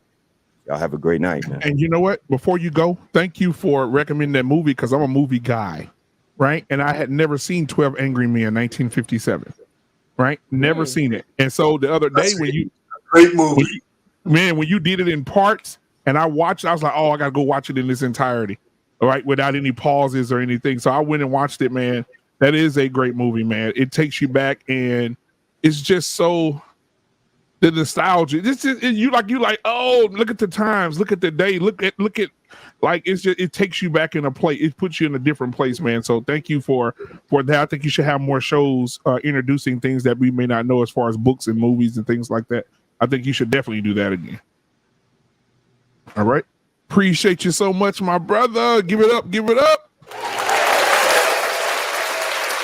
My brother, man. All right. So let's see. So everybody, Dr. Nkumbe, before we get out of here, man, give us some of your final thoughts from a from your perspective, from a clinical perspective, and also tell us what your shows are going to be about Thursday right here on Black Men Unfiltered Network. I'll allow you to go ahead and talk about that as well. Go ahead. Absolutely. Thank you. Let me start with this soft apology to our listeners.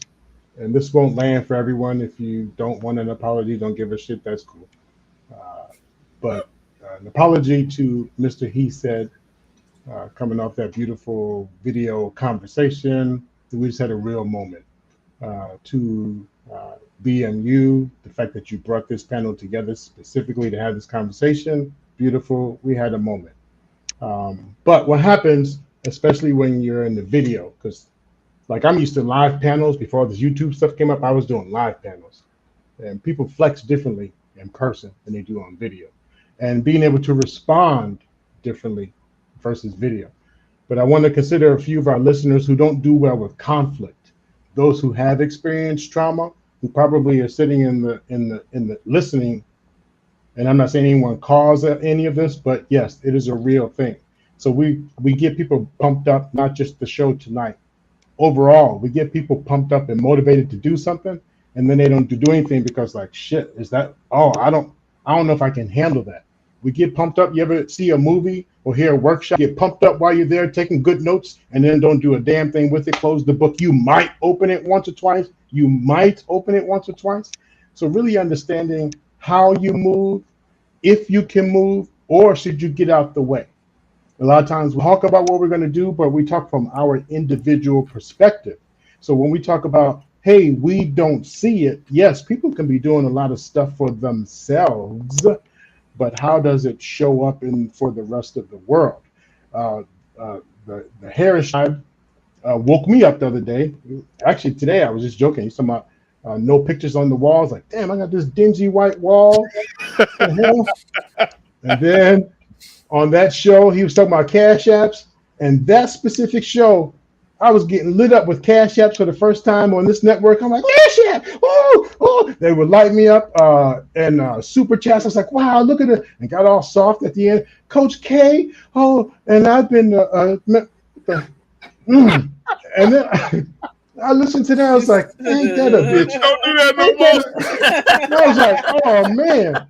But I took time to reflect. I mean, because he didn't say you, so it was up to me how I take it. But I had time to reflect and be like, ain't that a bitch?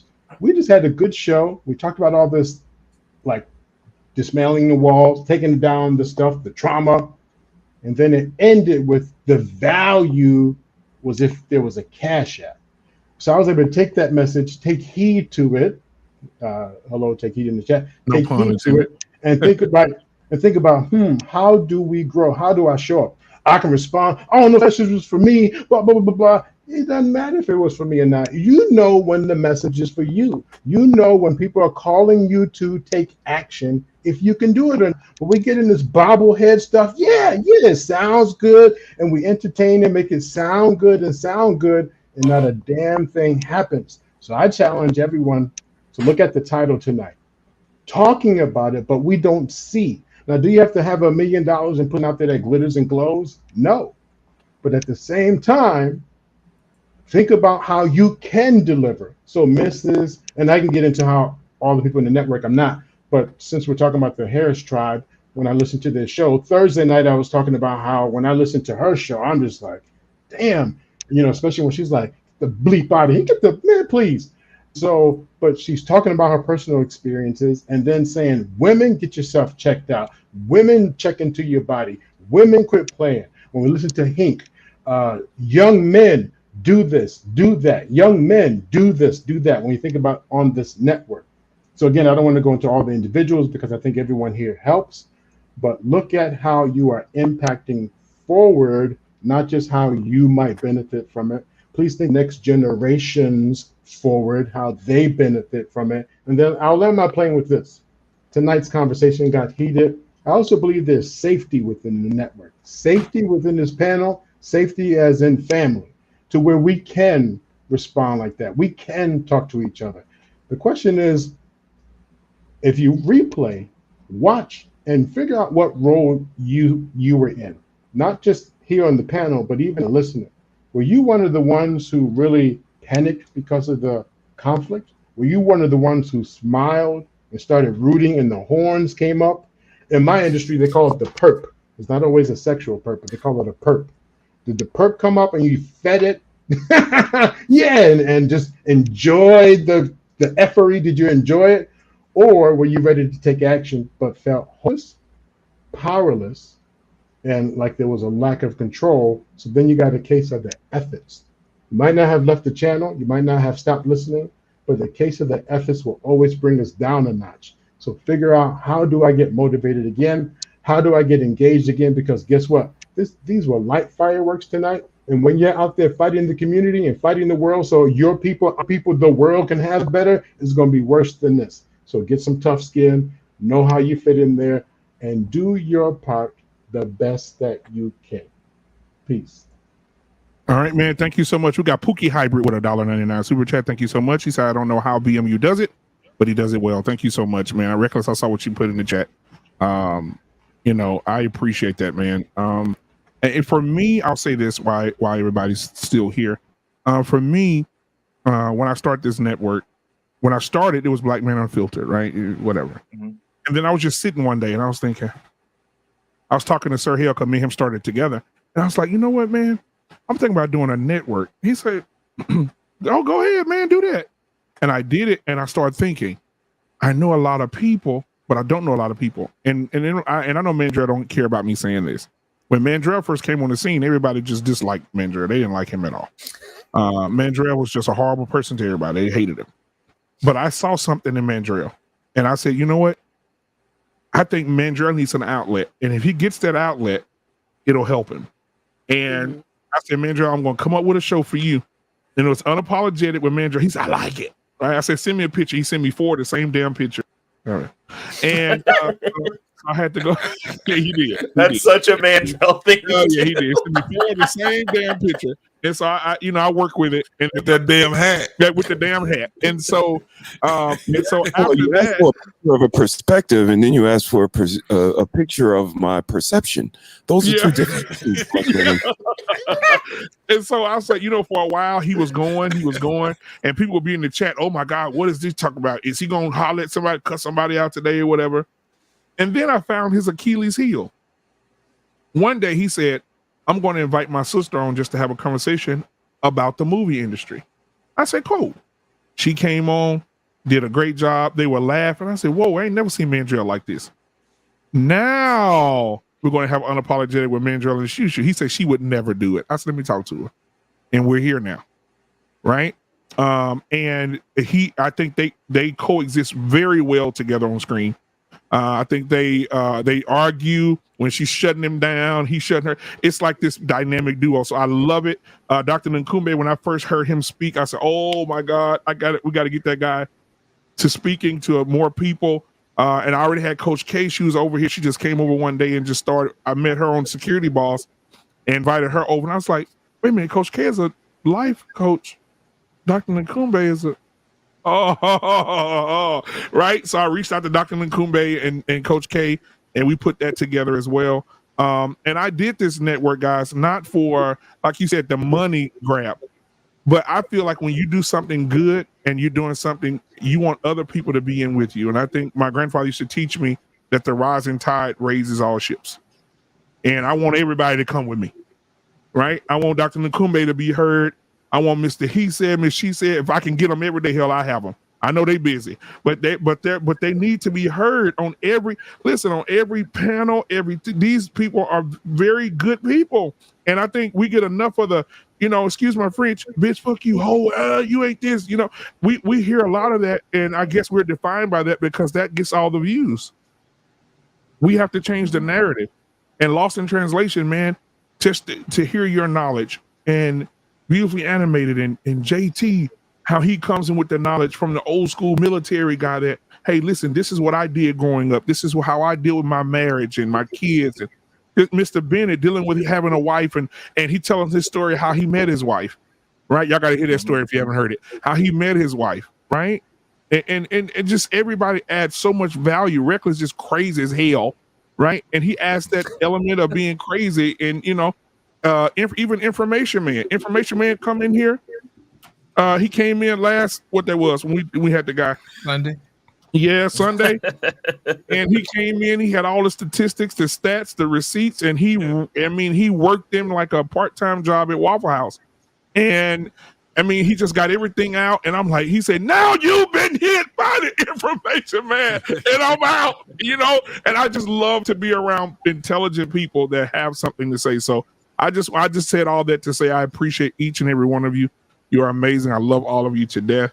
And we need to start helping each other build, because these other YouTube content creators who are creating all the hell, the drama, your mama this, I'll shoot your kids, all this stupid shit.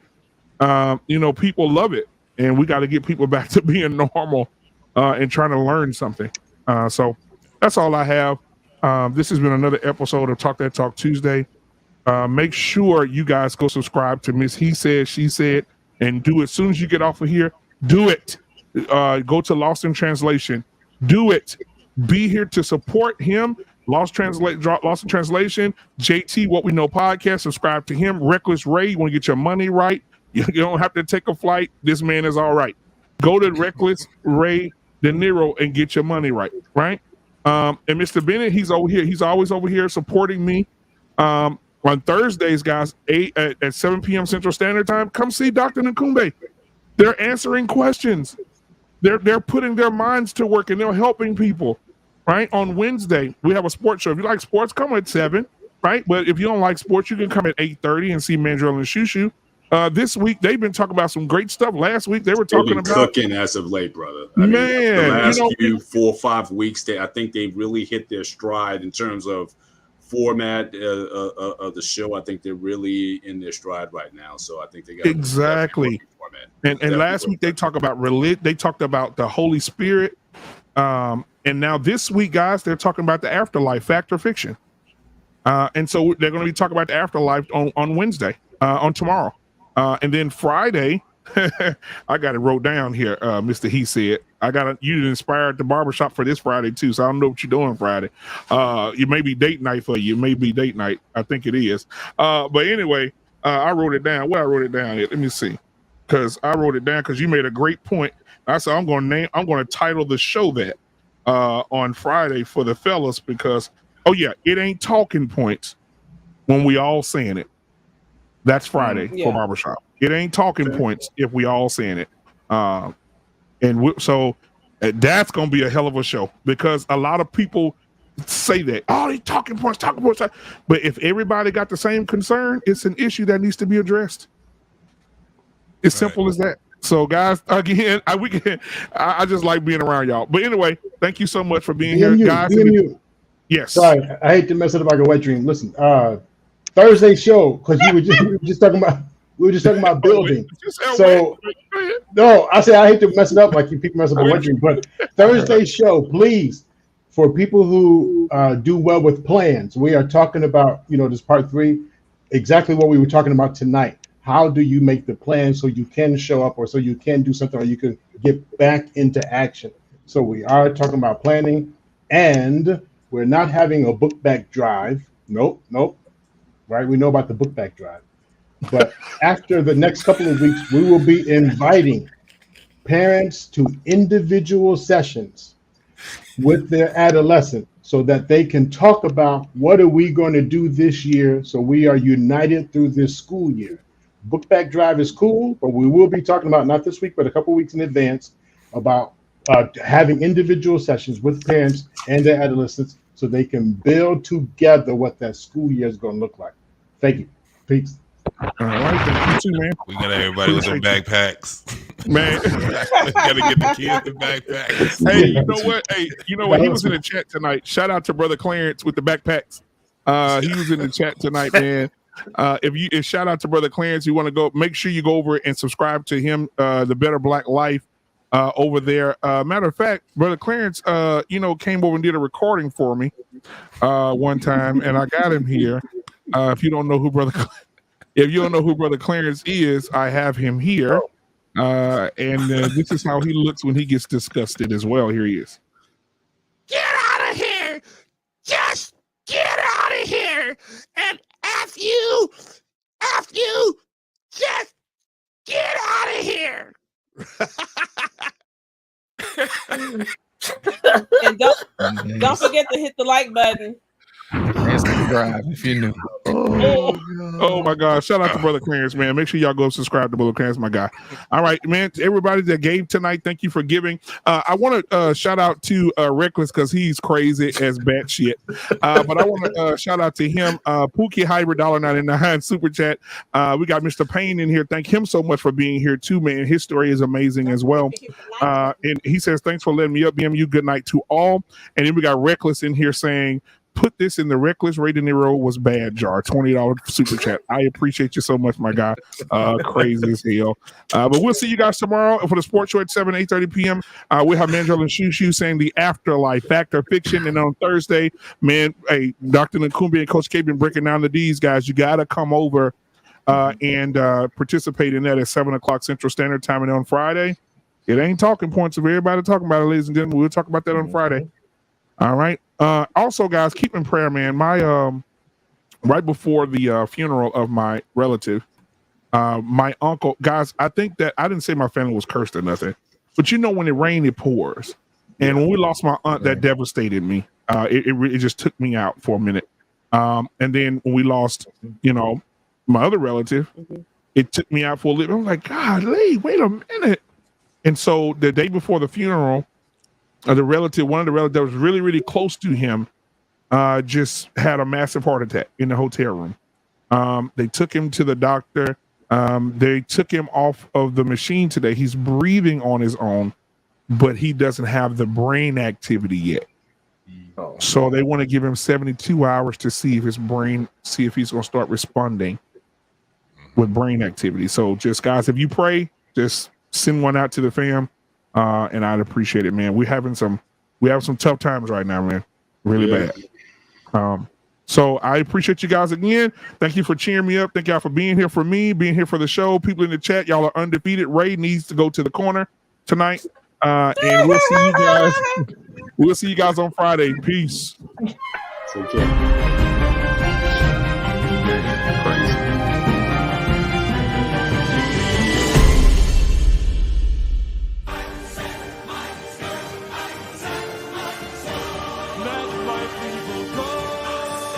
Go.